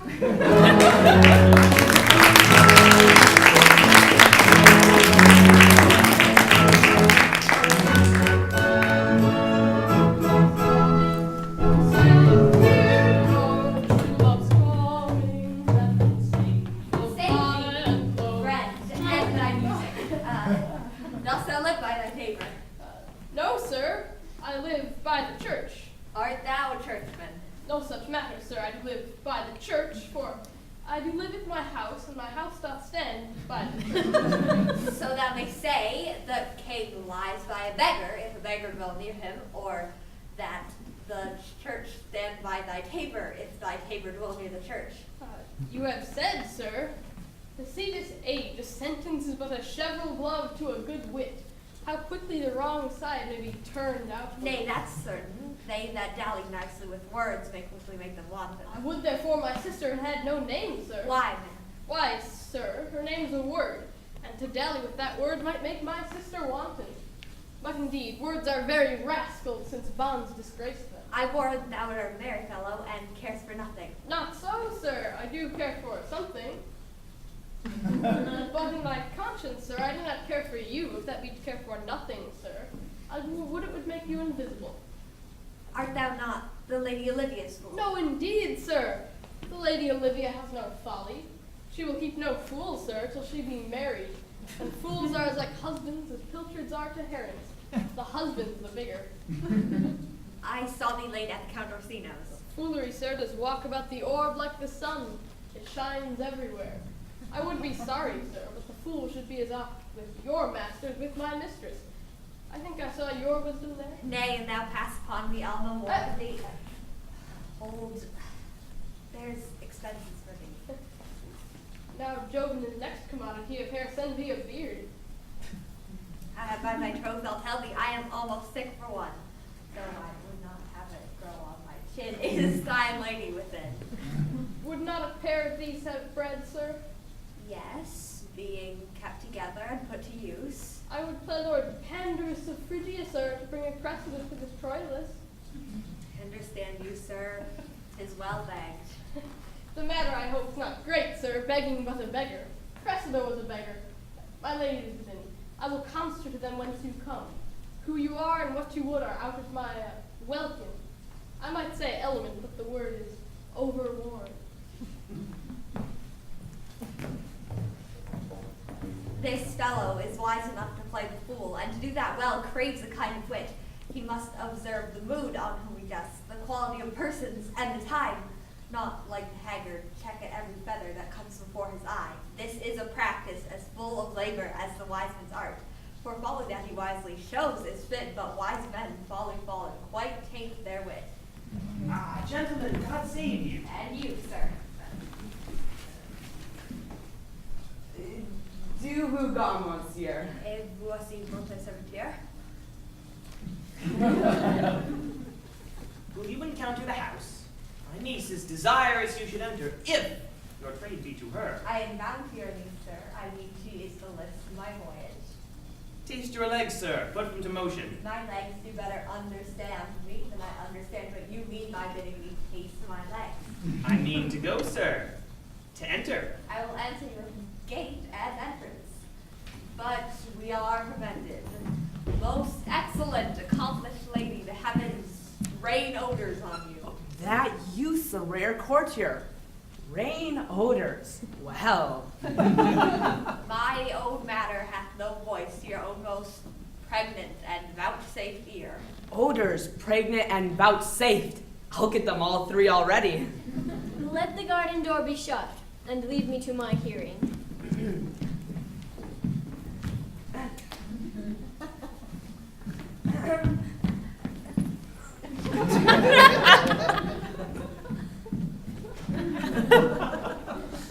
Give me your hands, sir. My duty, madam, and most humble servants. What is your name? Cesario is your servant's name, fair princess. My servant, sir, was never married world since lowly fame was called compliment. Your servant is Count Orsino, you. And he is yours, and his must needs be yours. Your servant's servant is your servant, madam. For him, I think not on him. For his thoughts, would they were blanks rather than filled with me. Madam, I come to write your gentle thoughts on his path. Oh, by your leave, I pray you, I beg you never speak again of him. But would you undertake another suit? I had rather hear you to solicit that than music from the spirits. Dear lady. Give me leave. Beseech you. I did send, after the last enchantment you did here, a ring in chase of you. So did I abuse myself, my servant, and I fear me you. Under your hard construction must I sit, to force that on you in a shameful cunning, which you knew none of yours. What might you think? Have you not set mine honor at the stake, and baited it with all the unmuzzled thoughts the tyrannous heart can think? To one of your receiving, enough is shown. A cypress, not a bosom, hideth my heart. pity you. That's a degree to love. No, not a prize, for 'tis a vulgar proof that very oft we pity enemies. Why then? Methinks 'tis time to smile again. O world, how apt the poor are to be proud. If one should be a prey, how much the better to fall before the lion than the wolf. The clock upbraids me with a waste of time. Be not afraid, good youth, I will not have you. And yet, when wit and youth is come to harvest, your wife is like to reap a proper man. There lies your way, due west. Then westward ho, grace and goodness and independent Rashida. Yield nothing, madam, to my lord by me. Stay, I prithee, tell me what thou thinkst of me. That you do think you are not what you are. If I think so, I think the same of you. Then think you right, I am not what I am. Would you were as I would have you be. Would it be better, madam, than I am? I would it might, for I am now your fool. Oh, what a deal of scorn looks beautiful in the contempt and anger of his lip. A murderous guilt shows not itself more soon than love that would seem hid. Love's night is noon. Cesario, by the roses of the spring, by maidhood, honor, truth, and everything, I love thee so, that longer all thy pride, nor wit, nor reason can my passion hide. Do not extort thy reasons from this clause, for that I woo thou therefore hast no cause. But rather reason thus with reason fetter. Love sought is good, but given unsought better. By innocence, I swear, and by my youth, I have one heart, one bosom, one truth, and that no woman has, nor never none shall be mistress of it, save I alone. And so adieu, good madam, never more will I my master's tears to you deplore.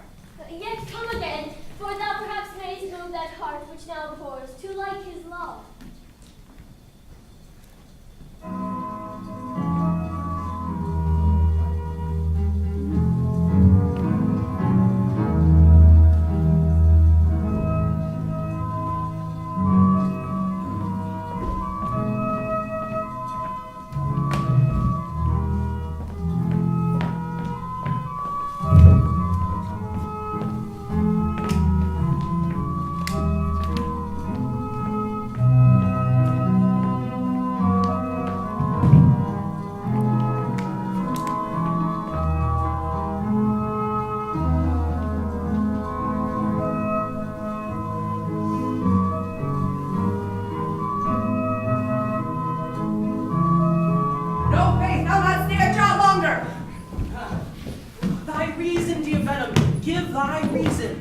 You must needs yield your reason, Sir Andrew. Mary, I saw your niece do more favors to the Count's serving man than ever she bestowed upon me. I saw it in the orchard. But did you see the while, old boy? Tell me that. As plain as I see you now. This was a great story of love in her towards you. Slate, will you make an ass of me? I will prove it legitimate, sir, upon the oaths of judgment and reason. They have been grand jurymen since the days before Noah was a sailor. She did you favor to the youth in your sight, only to exasperate you, to awake your dormouse valor, to put fire in your heart and brimstone in your liver. You should have then accosted her, and with some fabulous jest fire you from the mint, you should have banged the youth into dumbness. This was looked for at your hand, and this was balked. The double guilt of this opportunity you let time wash off. And now you are sailed into the north of my lady's opinion, where you will hang like an icicle on a Dutchman's beard. Unless you do redeem it, either by a laudable attempt of valor or policy. And anyway, it must be with valor, for policy I hate. I would rather be as lief as a brownist or a politician. Do it, knight. Challenge me the Count's youth to a fight with him. Hurt him in 11 places. My niece shall take note of it. And assure thyself, there is no love broker in the world that can more prevail in man's commendation with woman than report of valor. There is no way but this, Sir Andrew. Will either of you bear me a challenge to him? Go, write it in a martial hand. Be cursed and brief. It is no matter how witty, so it be eloquent, full of invention. Taunt him with the license of thy ink. If thou doust him some thrice, it shall not be amiss. And as many lies as will lie in thy sheet of paper, though the sheet were big enough for the bed of wares in England, no matter. Let there be gall enough in thy ink, though thou write it with a goose pen. Set him down, about it. Where shall I find you? We'll call thee at the cubiculo. Go.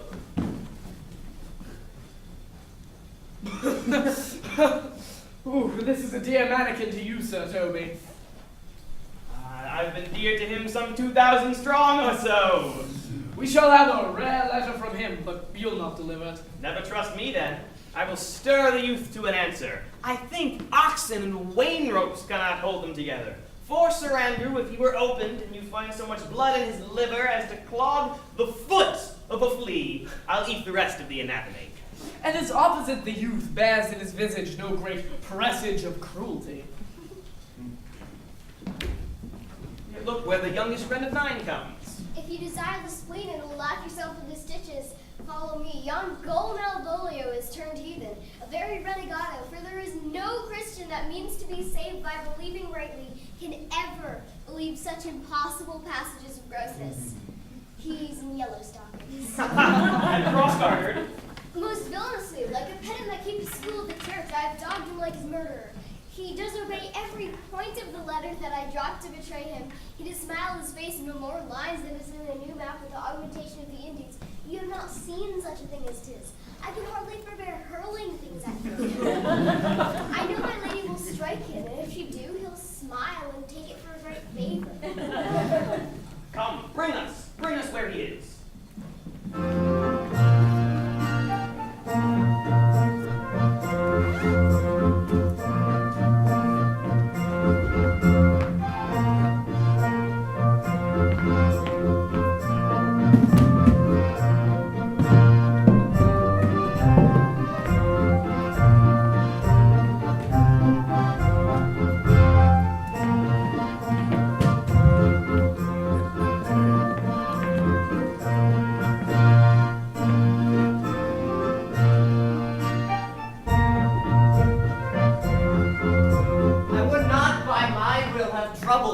Since you make your pleasure of your pains, I will no further chide you. I could not stay behind you.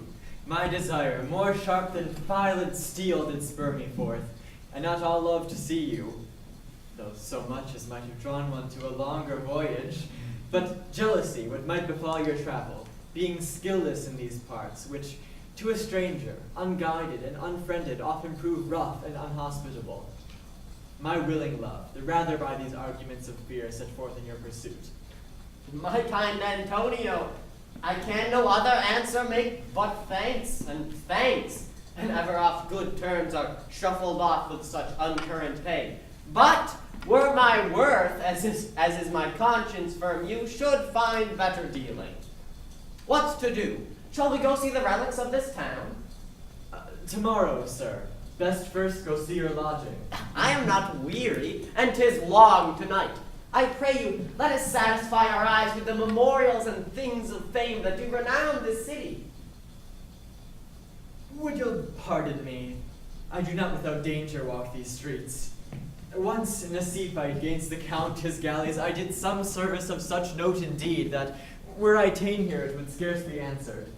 But like you slew a great number of his people? The offense is not of such a bloody nature, albeit the quality of the time and quarrel might well have given us bloody argument. It might have since been answered in repaying what we took from them, which for traffic's sake most of our city did. Only myself stood out. For which, if I be lapsed in this place, I shall pay dear. Do not walk then too open. It doth not fit me. Hold, here's my purse. In the south suburbs, at the Elephant is best to lodge. I will bespeak our diet, whilst you beguile the time and feast your knowledge with viewing of the town. There shall you have me. Why I your purse? Haply your eye shall light upon some toy you have desire to purchase, and your store, I think, is not for idle markets, sir. I'll be your purse bearer and leave you for an hour. To the Elephant? I do remember.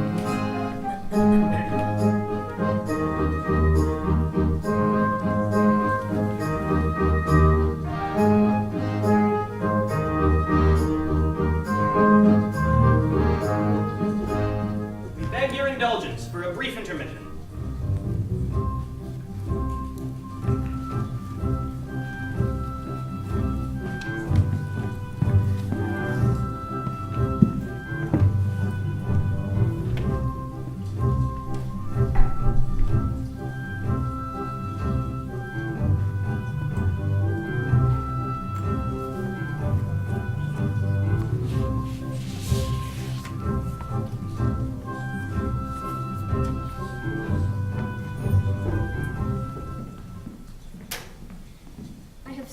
after him. He says he'll come. How shall I feast him? What bestow of him? For youth is bought more oft than begged or borrowed. I speak too loud. Where's Malvolio? He is sad and civil, and suits well for a servant with my fortunes. Where is Malvolio? He's coming, madam, but in a very strange manner.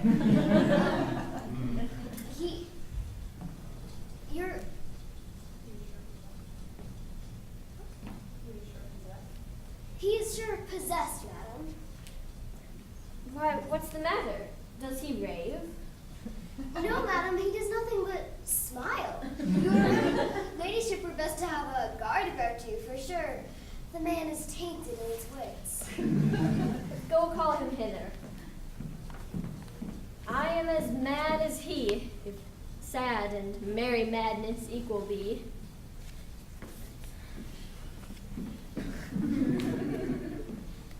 How now, Malvolio? Sweet lady. Oh. Smilest thou? I sent for thee upon a sad occasion. Sad lady, I could be sad. This does make some obstruction in the blood, this cross. But what of that? If it please the eye of one, it is with me as the very true sonnet is. Please one, please all. Why, how dost thou, man? What is the matter with thee? Not black in my mind, though yellow in my legs. It did come to his hand, and command shall be executed. Think would you know the sweet Roman hand? Wilt thou go to bed, Malvolio? To bed, I'm lady, and I'll come to thee. God comfort thee. Why dost thou smile so and kiss thy hand so oft? How do you, Malvolio? At your request, yes, nightingales answer daws. Why appear you with this ridiculous boldness before my lady? Be not afraid of greatness. 'Twas well writ. What meanest thou by that, Malvolio? Some are born great. Huh? Some achieve greatness. What sayest thou? And some have greatness thrust upon them. Heaven restore thee. Remember who commended thy yellow stockings? Thy yellow stockings? And wish to see thee cross-gartered? Cross-gartered? Oh, go to, thou art made if thou desirest to be so. Am I made? If not, let me see thee a servant still. Why, this is very midsummer madness. Madam, the young gentleman from the Count Orsino's return. The young gentleman from the Count Orsino's return. I could hardly entreat him back. He attends your ladyship's pleasure. I'll come to him. Good Maria, let this fellow be looked to. Where's my cousin Toby? Let some of my people have a special care of him. I would not have him miscarry for the half of my dowry. Oh. Do you come near me now? No worse a fellow than Sir Toby to look to me. This concurs directly with the letter. Cast thy humble sloth, says she. Be opposite with a kinsman, surly with servants. Let thy tongue tang with arguments of state. Put thyself into the trick of singularity, and consequently sets down the manner how, with a sad face, slow tongue, the habit of some sir the note I have lined her. But 'tis Jove's doing, and Jove make me thankful. When she went away, let this fellow be looked to. Fellow, not Malvolio or after my degree, but fellow. Why, everything adheres together, but no bram of a scruple, no scruple of a scruple, no incredulous or unsafe circumstance. What can be said? Nothing that can be can come between me and the full prospect of my hopes. Well, Jove not I is the doer of this, and he is to be thanked.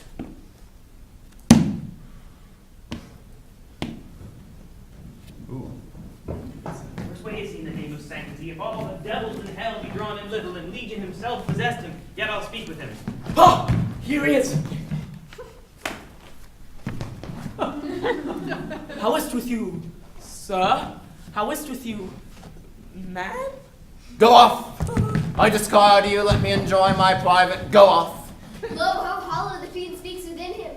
Did not I tell you? Sir Toby, my lady prays you to have a care of him. Ha ha, does she so? Whole and life. leave me alone with him. This is not the way.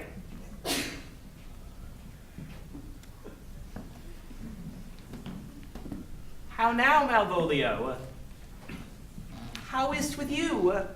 What, man? Defy the devil. Consider, he's an enemy to mankind. Do you know what you say? La you speak ill of the devil, how he takes it at heart. Pray God he be not bewitched. Carry his water to the wise ones. Marry, and it shall be done tomorrow morning. If I live, my lady would not lose him for more than I'll say.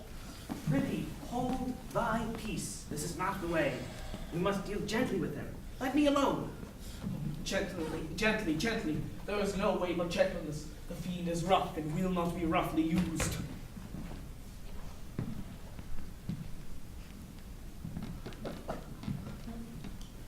How now, my barcock? How dost thou, Chuck? Sir! What man? I bid come with me. 'Tis not for gravity to play at cherry pit with Satan. Hang him, foul collier! Get him to say his prayers, good Sir Toby. Get him to pray. My prayers! Minx! No, I warrant you, he will not hear of godliness. Go! Hang yourselves all! You are idle, shallow things. I am not of your element. You shall know more hereafter.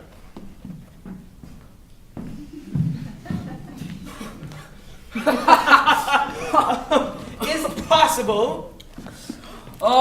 This were played upon a stage now, I would condemn it as a most improbable fiction. This very genius hath taken the infection of the device. Nay, pursue now, lest the device take air and taint. Oh, we shall make him mad indeed. The house will be the quieter. Come, we'll have him in a dark room and bound. My niece is already in the belief that he is mad. We may carry it thus, for our pleasure and his penance, till our very pastime, tired out of breath, prompt us to have mercy on him, at which time we'll bring the device to the bar and crown thee for a finder of madmen. But see. More matter for a May morning. Here's the challenge. Read it. I warrant there's vinegar and pepper in it. It's so saucy. I warrant him do but read. Give it me.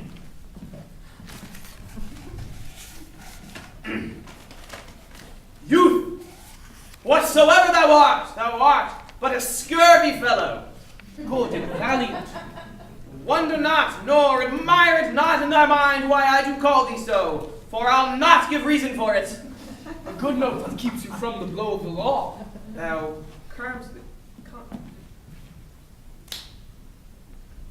comest to the Lady Olivia, where in mine sight she uses thee kindly, but thou liest in thy throat. That is not the matter I challenge thee for. Very brief and to exceeding good sense, less. I will waylay thee going home, where if it be thy chance to kill me. Good. Thou kill'st me like a rogue and a villain. And still you keep all the windy side of the law. Good. Therefore farewell, and God have mercy upon one of our souls. He may have mercy upon mine, but my hope is better. So therefore look to thyself, thy friend.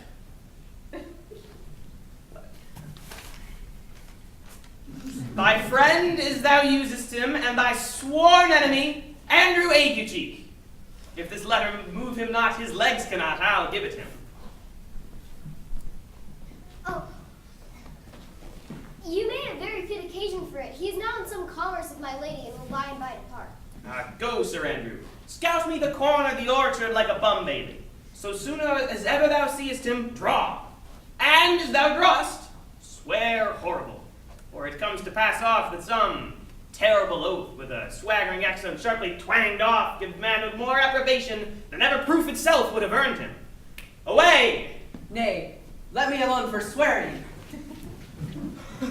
Now will not I deliver this letter, for the behavior of the young gentleman gives him out to be of good capacity in breeding. Therefore this challenge, being so excellently ignorant, will breed no terror in him. He will find it comes from a clodpole. But will I deliver this challenge by word of mouth, set upon Aguecheek some notable report of valor, and drive the gentleman, as I know his youth will aptly receive it, into some hideous opinion of his rage, skill, fury, and impetuosity. This will fright them both so that they will kill one another by look. like cockatrices. Here it comes with your niece. Give them way till they take leave, and presently after. I will meditate the while upon some horrid message for a challenge. I have said too much unto a heart of stone, and laid mine honor too unchary out. There's something in me that reproves my fault, but such a headstrong, potent fault it is, that it but mocks reproof. With the same behavior that your passion bears goes on my master's grief. Here, wear this jewel for me. 'Tis my picture. Refuse it not. It hath no tongue to vex you. And I beseech you, come again tomorrow. What shall you ask of me that I'll deny, that honor saved may upon asking give? Nothing but this, your true love for my master. How with mine honor may I give him that which I have given to you? I will acquit you. Well, come again tomorrow. Fare thee well. A fiend like thee might bear my soul to hell.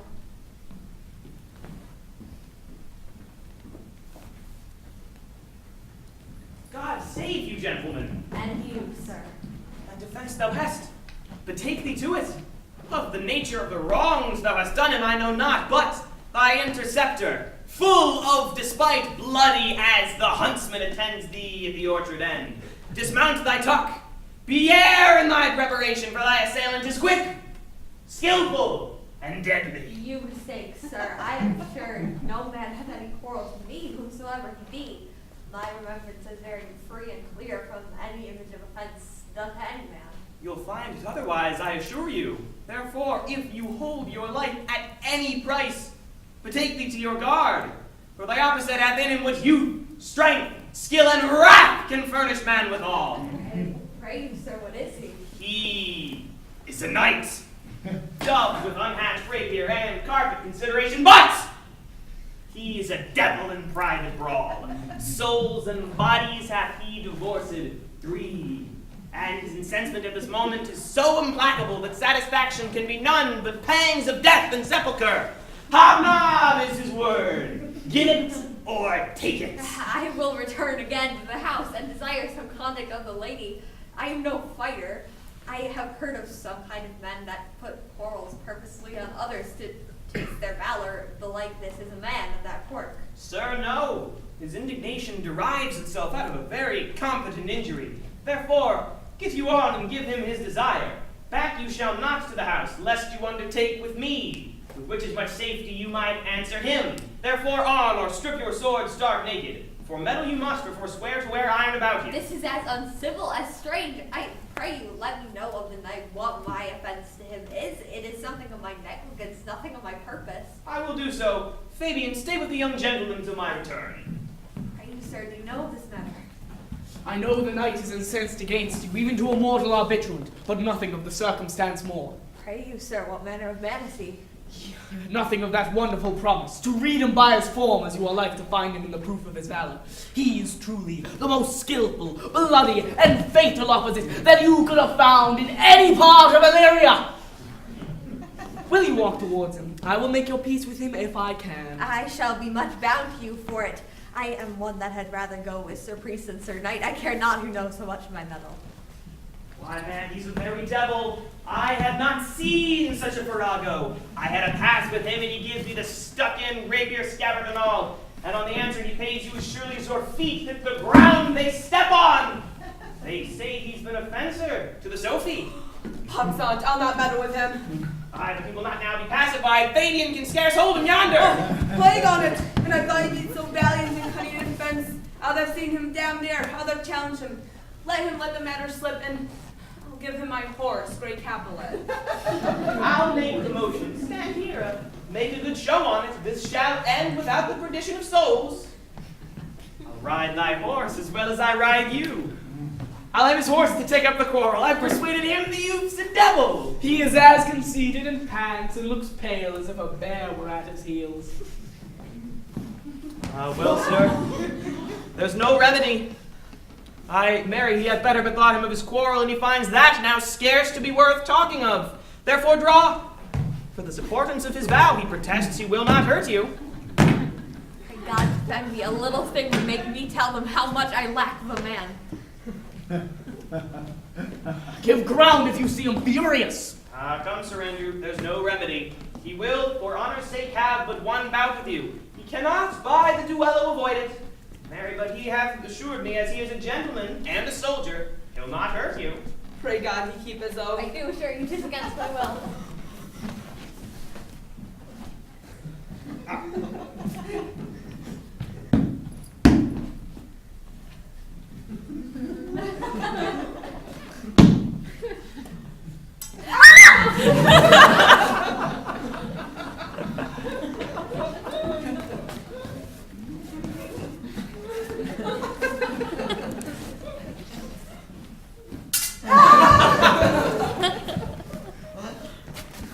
Put up your sword! If this young gentleman have done offense, I take the fault on me. If you offend him, I for him defy you. You, sir, why, what are you? One, sir, that for his love dares yet do more than you have heard him brag to you he will. Nay, if you are an undertaker, I am for you.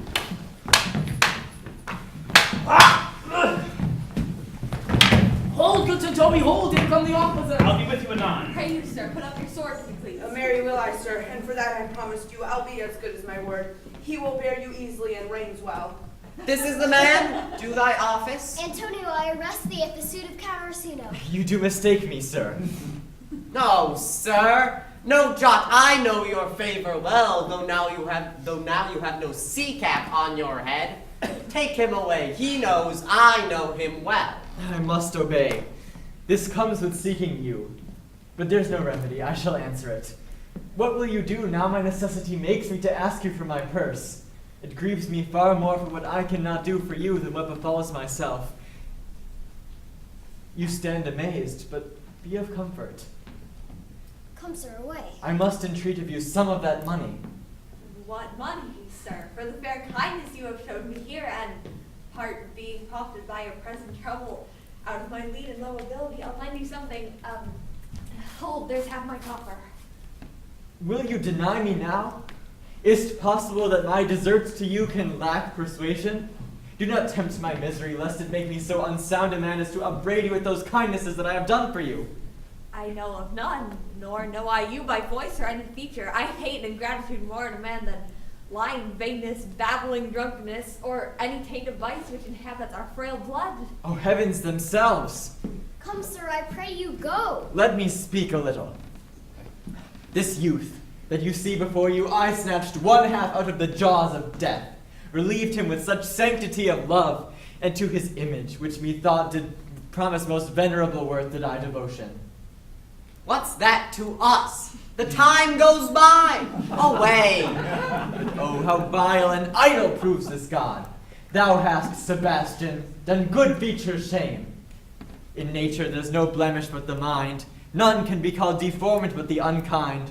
Virtue is beauty, but the beauteous evil are empty trunks o'erflourished by the devil. The man grows mad. Away with him. Come, come, sir. Lead me on. He thinks his words do from such passion fly that he believes himself. So do not I. Prove true a passion, oh, prove true that I, dear brother, now became for you. Come, Sir Andrew, Fabian and I will whisper over a couple of most sage saws.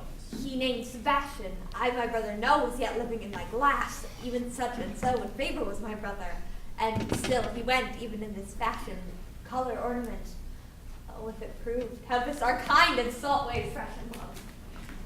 A most dishonest paltry boy, and more a coward than a hare. His dishonesty appears in leaving his friend here and denying him. And as for his cowardship, ask Fabian. A coward, a most devout coward, religious in it. Like, I'll after him again and beat him. Do so, cuff him soundly, but never draw thy sword. And I do not. Come, let's see the event. I dare lay any money on it, 'twill be nothing yet.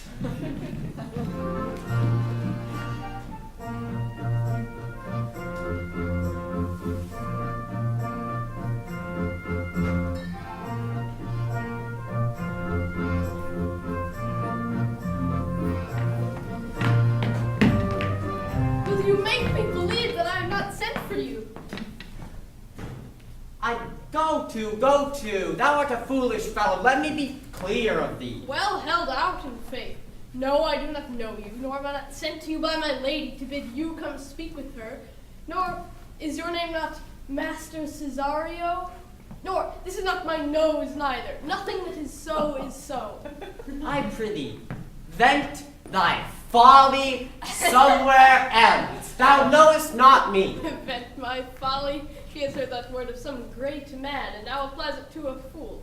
Vent my folly. I am afraid this great lubber of the world will prove a cockney. I prithee now, ungird thy strangeness, and tell me what I shall vent to my lady. Shall I vent to her that thou art coming? I prithee, foolish Greek, depart from me. There's money for thee. If thou tarry longer, I'll give thee worse payment. By my troth, thou hast an open hand. These wise men that give fools money get themselves a good report after 14 years' purchase. Now, sir, have I met you again. There's for you.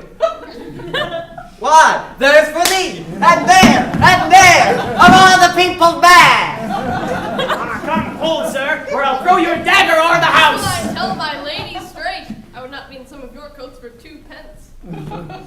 Come, sir, hold! Nay, let him alone. I'll go another way to work with him. I'll have an action of battery against him if there be any law in Illyria.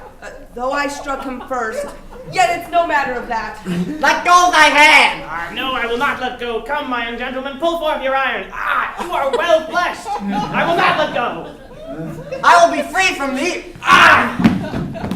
What wilt thou do now if thou darest tempt me further? Draw thy sword. Nay, for this I'll have an ounce or 2 of this malapert blood from you. Hold, Toby! On thy life I charge thee, hold! Madam! Will it be ever thus? Ungracious wretch, fit for the mountains and the barbarous caves where manners ne'er were preached! Out of my sight. Be not offended, dear Cesario. Rudeby, be gone.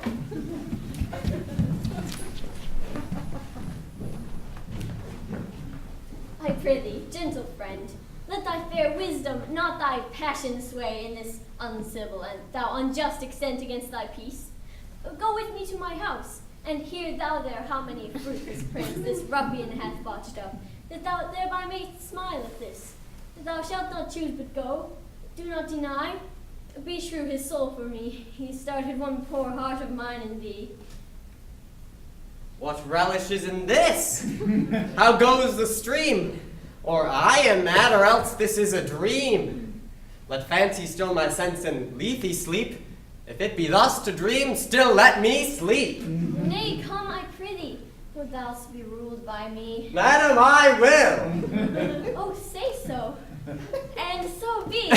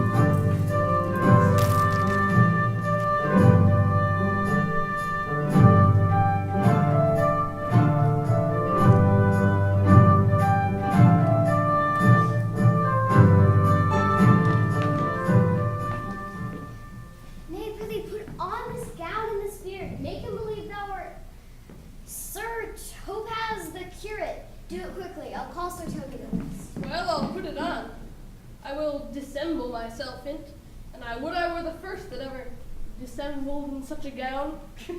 I am not tall enough to become the folkshen world, nor lean enough to be thought a good student, but to be said an honest man and a careful man goes as fairly to say an honest man and a good housekeeper. The competitors enter.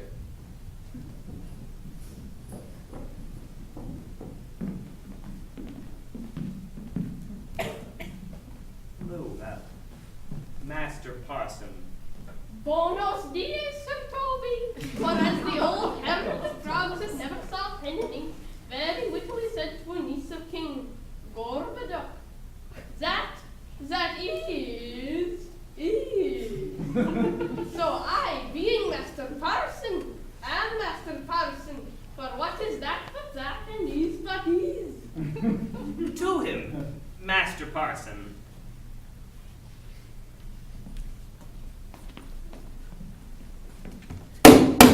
What ho, I say, peace in this prison! Ah, the knave counterfeits well, a good knave. Who calls there? Sir Topaz, the curate who comes to visit Malvolio, the lunatic. Sir Topaz. Sir Topaz, good Sir Topaz, go to my lady. Out, hyperbolical fiend! How vexest thou this man? Talkest thou nothing but of ladies? Well said, Master Parson. Sir Topaz never was a man thus abused. Sir Topaz, they laid me here in hideous darkness. Fie, thou dishonest Satan! I call thee by the most modest terms, but I am one of those gentle ones that will use the devil himself with courtesy. Sayest thou that house is dark? As hell, Sir Topaz. Why, it hath bay windows, transparent as barricadoes, and the clear stores towards the south, north, are as lustrous as ebony, and yet complainest thou of obstruction? I am not mad, Sir Topaz. I say to you, this house is dark. I say there is no darkness but ignorance, in which thou art more puzzled than the Egyptians in their fog. I say this house is as dark as ignorance, though ignorance was dark as hell, and I say there was never a man thus abused. Sir Topaz, I am no more mad than you are. Make the trial of it in any constant question. What is the opinion of Pythagoras concerning wild fowl?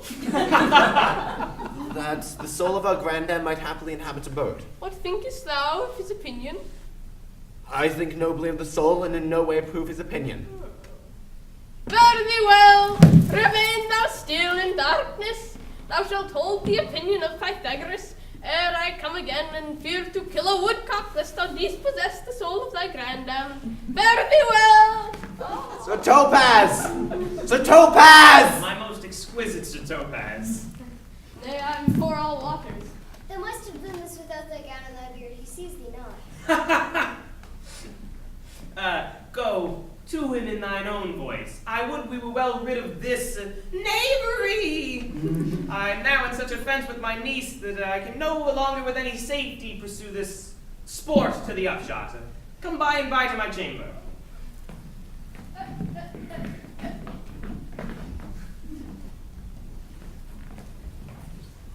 Hey, Robin, jolly Robin, tell me how the lady does. The lady is unkind, could I? Alas, why is she so? She loves another. Fool, I say! Who calls her? Good fool. As ever thou wilt deserve well at my hands. Help me to some light, a pen, ink, and paper. As I'm a gentleman, I will live to be thankful to thee for it. Master Malvolio? Aye, good fool. Alas, sir, how fell you besides your 5 wits? They have laid me here in hideous darkness, sent ministers to me, asses, and do all they can to face me out of my wits. Advise what you say, the minister is here. Malvolio, Malvolio, thy wits the heavens restore. Endeavor thyself to sleep and leave thy vain bibble babble. Sir Topaz? Maintain no words with him, good fellow. Who, I, sir? Not I, sir. God be with thee, good Sir Topaz. Marry, amen. I will, sir, I will. Fool! Fool! Fool! Fool, I say! Alas, sir, be patient. What say you, sir? I'm shent for speaking to you. Good fool, as ever thou wilt deserve well at my hand some light, ink, and paper, and convey what I will set down to my lady. It shall advance thee more than ever the bearing of letter did. I will help thee to't, but tell me true, are you not mad indeed, or do you but counterfeit? I tell thee I am not. I tell thee true. Nay, I'll ne'er believe a madman till I see his brains. I will fetch you light. And paper. And ink. Fool. Of acquainted in the highest degree. And prithee be gone. Gone, sir, and undone, sir. I'll be with you again. In a trice, like to the old Fool! your need to sustain. With Fool! anger of laugh and his rage and his wrath, cries a heart to the devil. Fool! Like a mad lad with thy nails dead.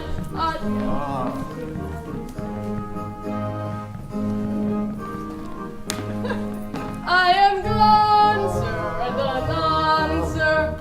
I'll be with you again. Fool! In a trice, like to the old Fool! your need to sustain.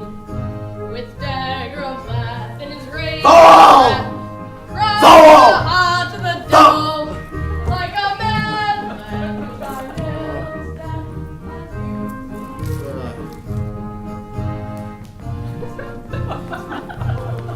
I am gone!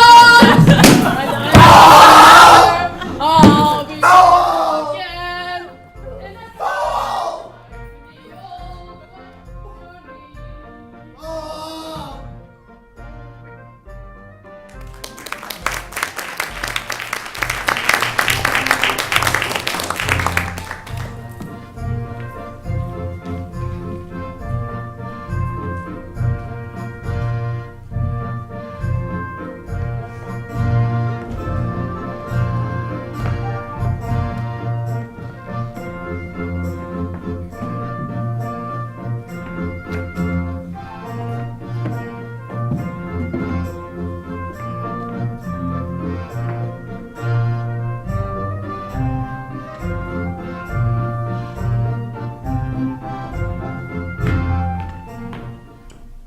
This is the air. That is the glorious sun. This pearl she gave me, I do feel it and see it, and though 'tis wonder that enwraps me thus, yet 'tis not madness. Where's Antonio then? I could not find him at the Elephant, yet there he was, and there I found this credit that he did arrange the town to seek me out. His counsel now might do me golden service, for though my soul disputes well with my sense that this may be some error, but no madness, it doth this accident and flood of fortune so far exceed all instance, all discourse, that I am ready to distrust mine eyes, and wrangle with my reason that persuades me to any other trust, but that to I am mad, or else the lady's mad. Yet, if 'twere so, she could not sway her house, command her followers, take and give back affairs, and their dispatch with such a smooth, discreet, and stable bearing as I perceive she does. There's something in't that is deceivable. Yet here the lady comes. Blame not this haste of mine. If you mean well, now go with me and with this holy man into the chantry by. There, before him and underneath that consecrated roof, place me the full assurance of your faith, that my most jealous and too doubtful soul may live at peace. He shall conceal it, whiles you are willing it shall come to note, what time we will our celebration keep according to my birth. What do you say?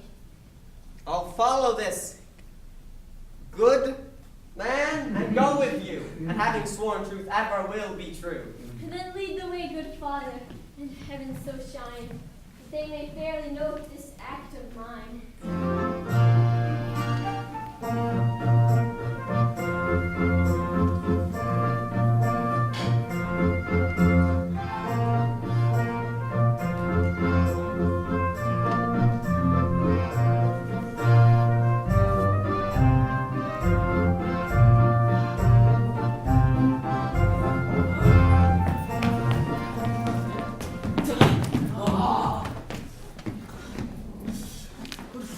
Let me see his letter. Good Master Fabian, grant me another request. Anything. Do not desire to see this letter. But that is to give me a dog, and in recompense desire my dog again. Oh, belonging to the Lady Olivia, friends. Aye, sir, we are some of her trappings. Oh, I know thee well.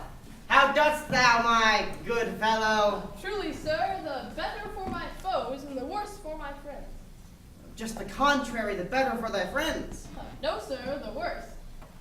How can that be? Marry, sir, they praise me and make an ass of me.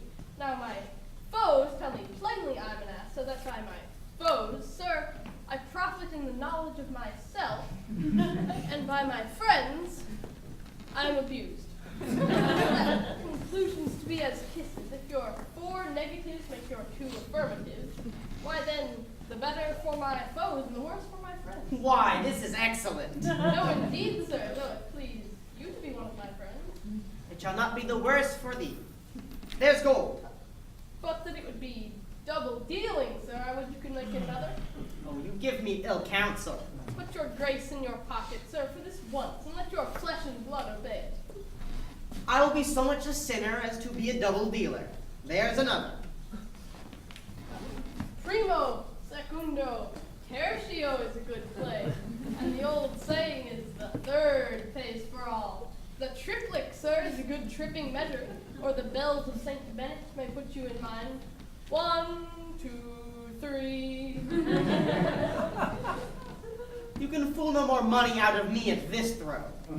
If you will go tell my lady I'm here to speak with her, and bring her along with you, it may awake my bounty further. Marry, sir, lullaby to your bounty till I come again. I go, sir, but I would not have you to think that my desire of having is the sin of covetousness. But as you say, sir, let your bounty take a nap. I will awake it anon. Here comes the man, sir, that addressed me. Oh, that face of his I do remember well. Yet when I saw it last, it was besmeared as black as Vulcan in the smoke of war.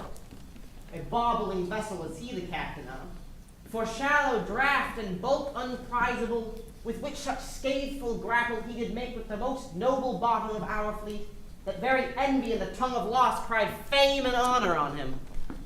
What's the matter?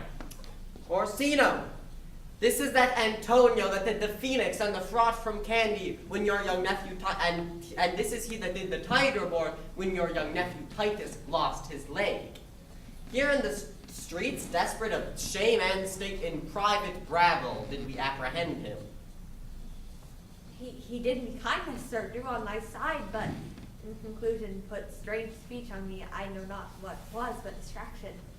Notable pirate, thou salt water thief, what foolish boldness brought thee to their mercies, whom thou in terms so bloody and so dear hath made thine enemies? Orsino, noble sir, be pleased I shake off these names you give me. Antonio never yet was thief or pirate, though I confess on basing ground enough, Orsino's enemy. A witchcraft drew me hither, that most ingrateful boy there by your side, from the rude seas enraged and foamy mouth did I redeem. A wreck past hope he was, his life I gave him, and did thereto add my love without pretension or restraint, all his in dedication. For his sake did I expose myself, pure for his love, into the dangers of this adverse town, drew to defend him when he was beset, where, being apprehended, his false cunning, not meaning to partake with me in danger, taught him to face me out of his acquaintance, and grew a 20 years removed thing while one would wink, denied me mine own purse, which I had recommended to his use not half an hour before. When came he to this town? Today, my lord, and for 3 months before, no interim, not a minute's vacancy, both day and night did we keep company. Here comes the Countess. Now heaven walks on earth. But for thee, fellow, thy words are madness. For 3 months this youth hath tended upon me. But more of that anon. Take him aside. What would my lord, but that he may not have, wherein Olivia may seem serviceable? Gracious Olivia.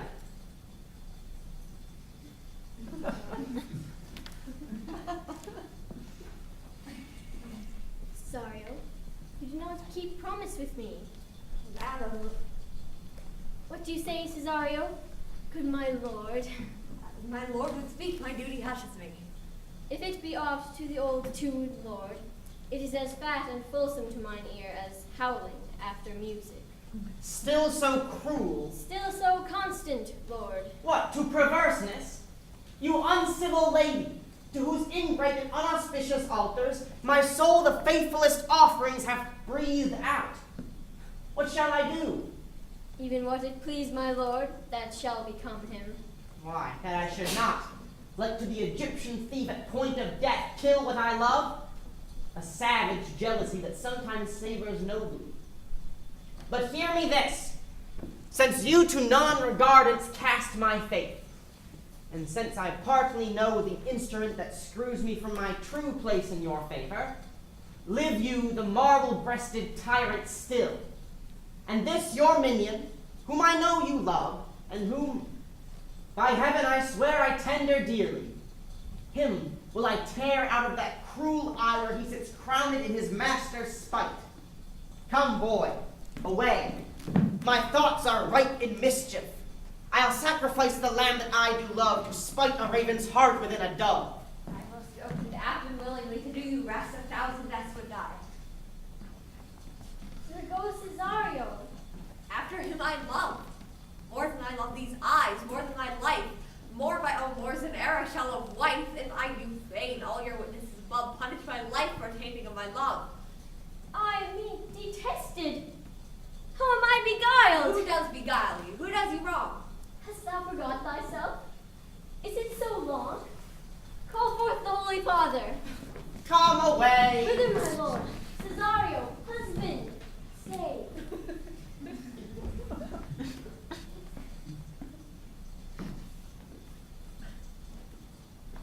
Husband? Husband, can he that deny? Her husband, Sirrah! No, my lord, not I. Alas, it is the basis of thy fear that makes thee strain of thy propriety. Fear not, Cesario, but take thy fortunes up. It be that thou knowest thou art, and then thou art as great as that thou fearest. O welcome, Father. Father, I charge thee, by thy reverence, here to unfold, though we lately intended to keep in darkness what occasion now reveals before 'tis ripe, what thou dost know hath newly passed between this youth and me. A contract, eternal bond of love, confirmed a mutual joinder of your hands, attested by the holy close of lips, strengthened by interchangement of your rings, and all the ceremony of this compact, sealed in my function, by my testimony, which my watch hath told me. Toward my grave I have traveled but 2 hours.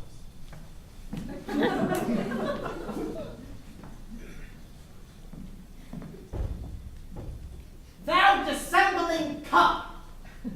What wilt thou be when time hath so to grizzle on thy case? Or will thy craft so quickly grow that thy own trick shall be thine overthrow? Farewell, and take her, but direct thy feet where thou and I henceforth may never meet. My lord, I do protest. Oh, do not swear. What little faith will thou hast too much fear. Oh, for the love of God, Sergeant! Send one presently to Sir Toby! What's the matter? He hath broke my head across and given Sir Toby a bloody coxcomb. For the love of God, your help. I would have rather 40 pounds I were at home. Who has done this, Sir Andrew? The Count's serving man, one Cesario. We took him for a coward, but he's the very devil incarnate. My gentleman Cesario. Unlikely, here he is. You broke my head for nothing, and that I did. I was set on to do it by Sir Toby. Why do you speak to me? I never hurt you. You drew your sword upon me without cause, but I bespoke you fair and hurt you not. If a bloody coxcomb be a hurt, you have hurt me. I think you set nothing upon a bloody coxcomb. Here comes Sir Toby halting. You shall hear more, but if he had not been in drink, he would have tickled you other gates than he did. How dost thou, my good fellow? That there has hurt me. Sot! Did see Dick Surgeon, Sot? Oh, he's drunk, Sir Toby. An hour gone. His eyes were set at 8 in the morning. Then he's a rogue and a passing measures paving. Ugh. I hate a drunken rogue. Who hath made this havoc with them? I'll help you, Sir Toby, because we'll be dressed together. Will you help? An asshead, and a coxcomb, and a knave, a thin-faced knave, a gull! Get him to bed, and let his hurt be looked to.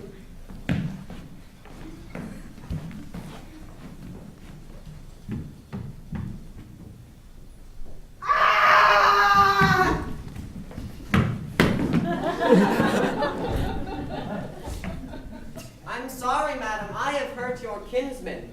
But had it been the brother to my blood, I must have done it with no less wit and safety. You throw a strange regard upon me, and therefore I perceive it hath offended you. Pardon me, sweetheart, even for the vows we made each other but so late ago.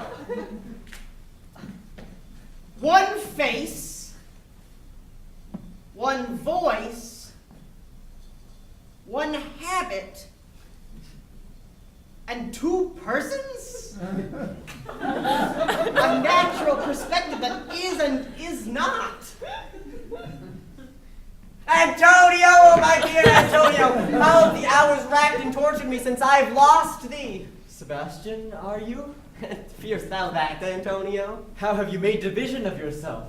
An apple cleft in two is not more twin than these two creatures. Which is Sebastian? Most wonderful.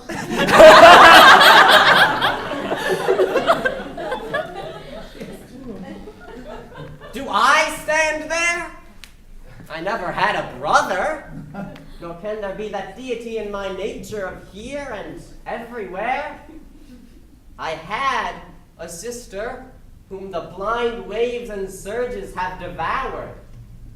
Of charity, what kin are you to me? What countryman, what name, what parentage? Vaseline. Sebastian was my father. Such a Sebastian was my brother, too. If spirits can assume both form and suit, you come to fright us. A spirit I am indeed, but not in that dimension grossly clad which from the womb I did participate. Were you a woman, as the rest goes even, I should my tears let fall upon your cheek and say, thrice welcome, drowned Viola. My father had a mole upon his brow. And so had mine. And died that day when Viola from her birth had numbered 13 years. Oh, how that record is lively in my soul. He finished at indeed his mortal act the day that made my sister 13 years. Nothing lets to make us happy both, but this my masculine usurped attire.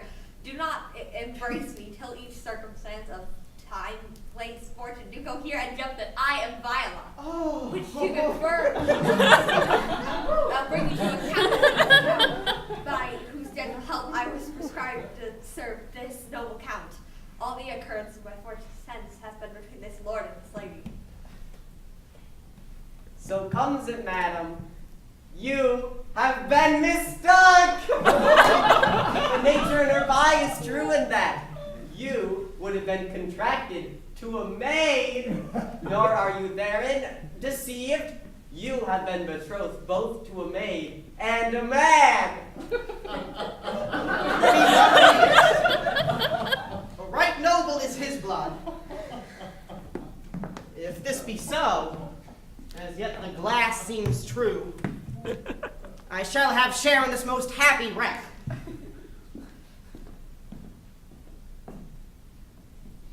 Boy, thou hast said 1,000 times, thou never shouldst love woman like to me. And all those sayings will I overswear, and all those swearings keep true, as doth that orb and continent the fire that severs day from night. Give me thy hand, and let me see thee in thy woman's weeds. The captain that did bring me first on shore hath my maiden's garments. He is now in suit at Malvolio's, a gentleman and follower of my lady's. He shall enlarge him. Fetch Malvolio hither. And yet, alas, now I remember me. They say, poor gentleman, he's much distract. A most extracting frenzy of mine own, for my remembrance clearly banished his. How does he, sirrah? Truly, madam, the old Beelzebub at the state's end, as well.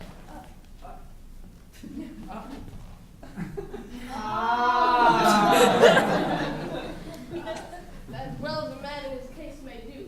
He is here with a letter to you. I should have given to you today morning, but as a madman's epistles are no gospel, so it skills not much when they are delivered. Open it and read it. Look then to be well edified when the fool delivers the madman.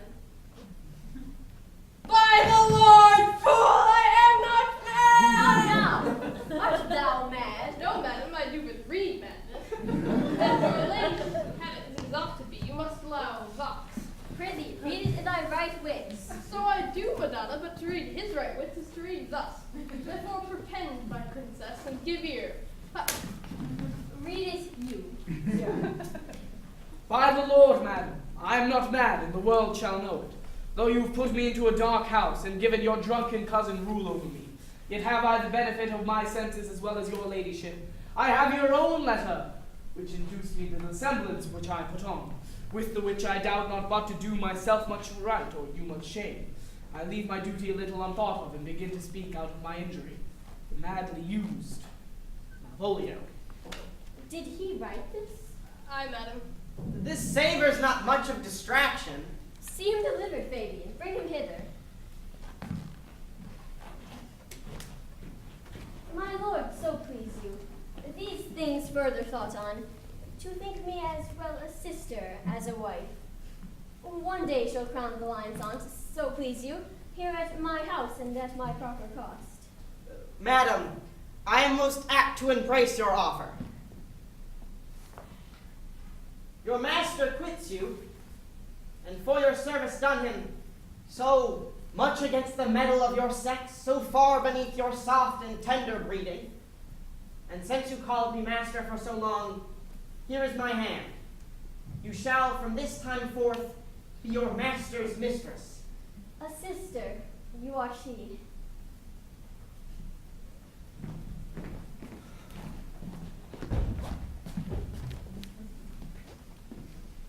Is this the madman?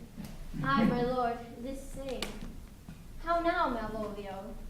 Madam, you have done me wrong. Notorious wrong. Have I, Malvolio? No. Lady, you have. Pray you peruse that letter. Cannot now deny it is your seal. Write from it if you can in hand or phrase, or say it is not your seal, nor your invention. You can say none of this. Well, granted then. Tell me in a modesty of honor why you have given me such clear lights of favor.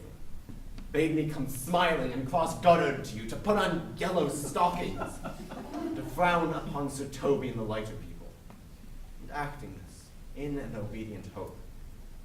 Why you have suffered me to be imprisoned, kept in dark house, visited by the priest, and made the most notorious geck and gull that e'er invention played on. Tell me why.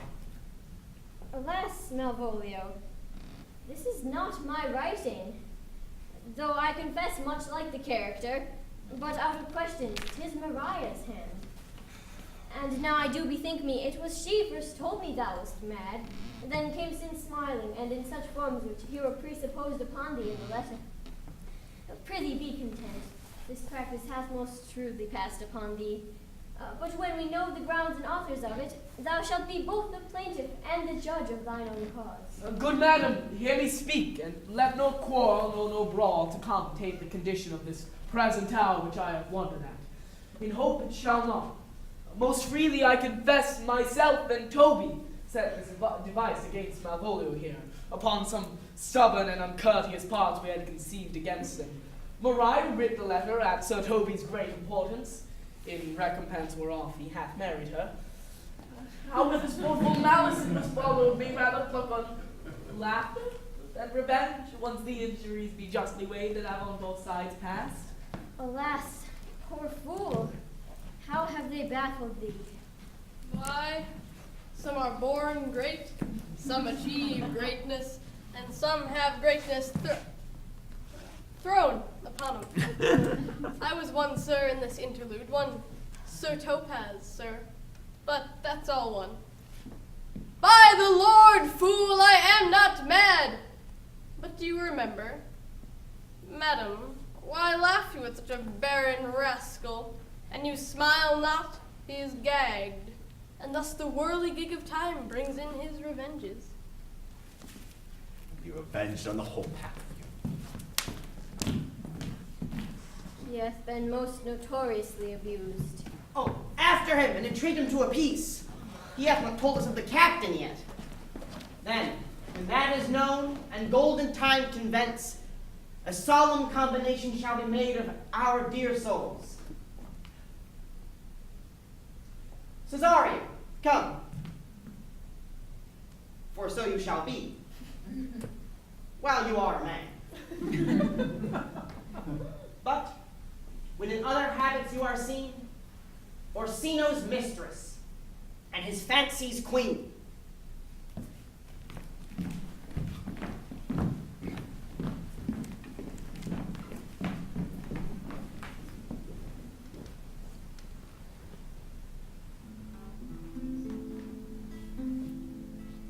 When that I was and a little tiny boy with hey-ho, the wind and the rain, a foolish thing was but a toy, for the rain it raineth every day.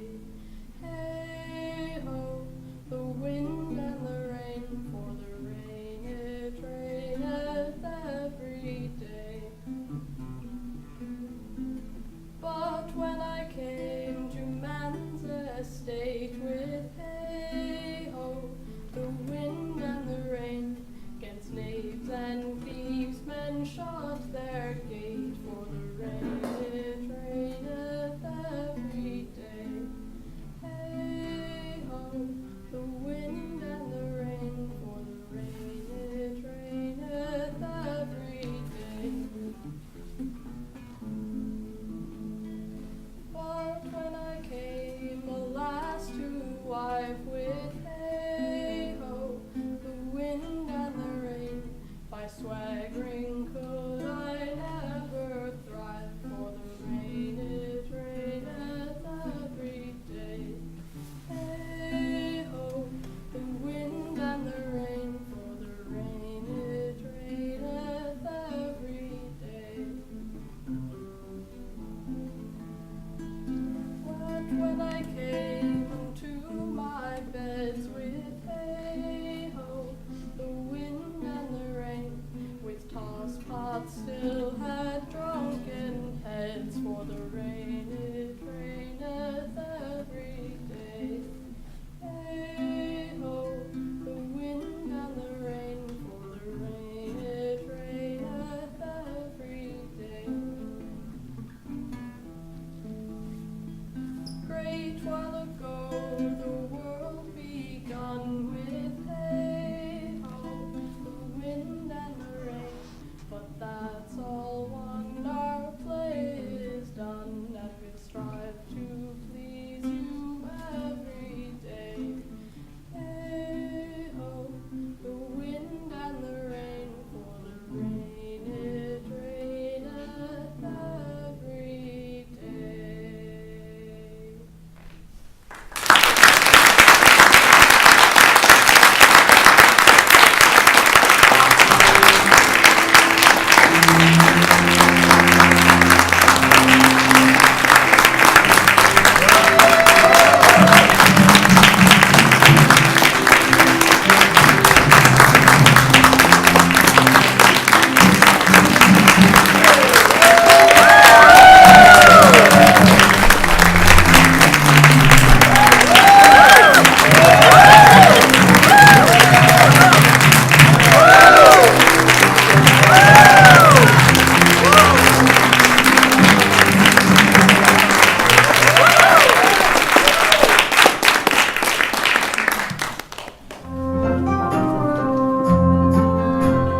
Robin, jolly Robin, tell me how my lady does. My lady is unkind, but I, alas, why is she so?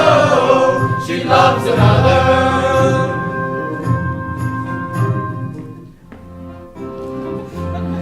I am gone, sir, and gone, sir. I'll be with you again in a trice, like to the old vice. Your need to sustain.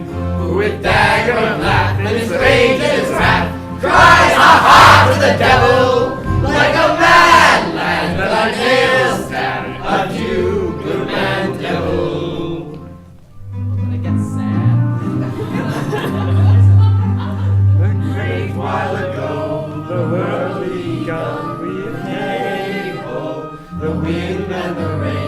But that's all one, our play is done, and we'll strive to please you every day. With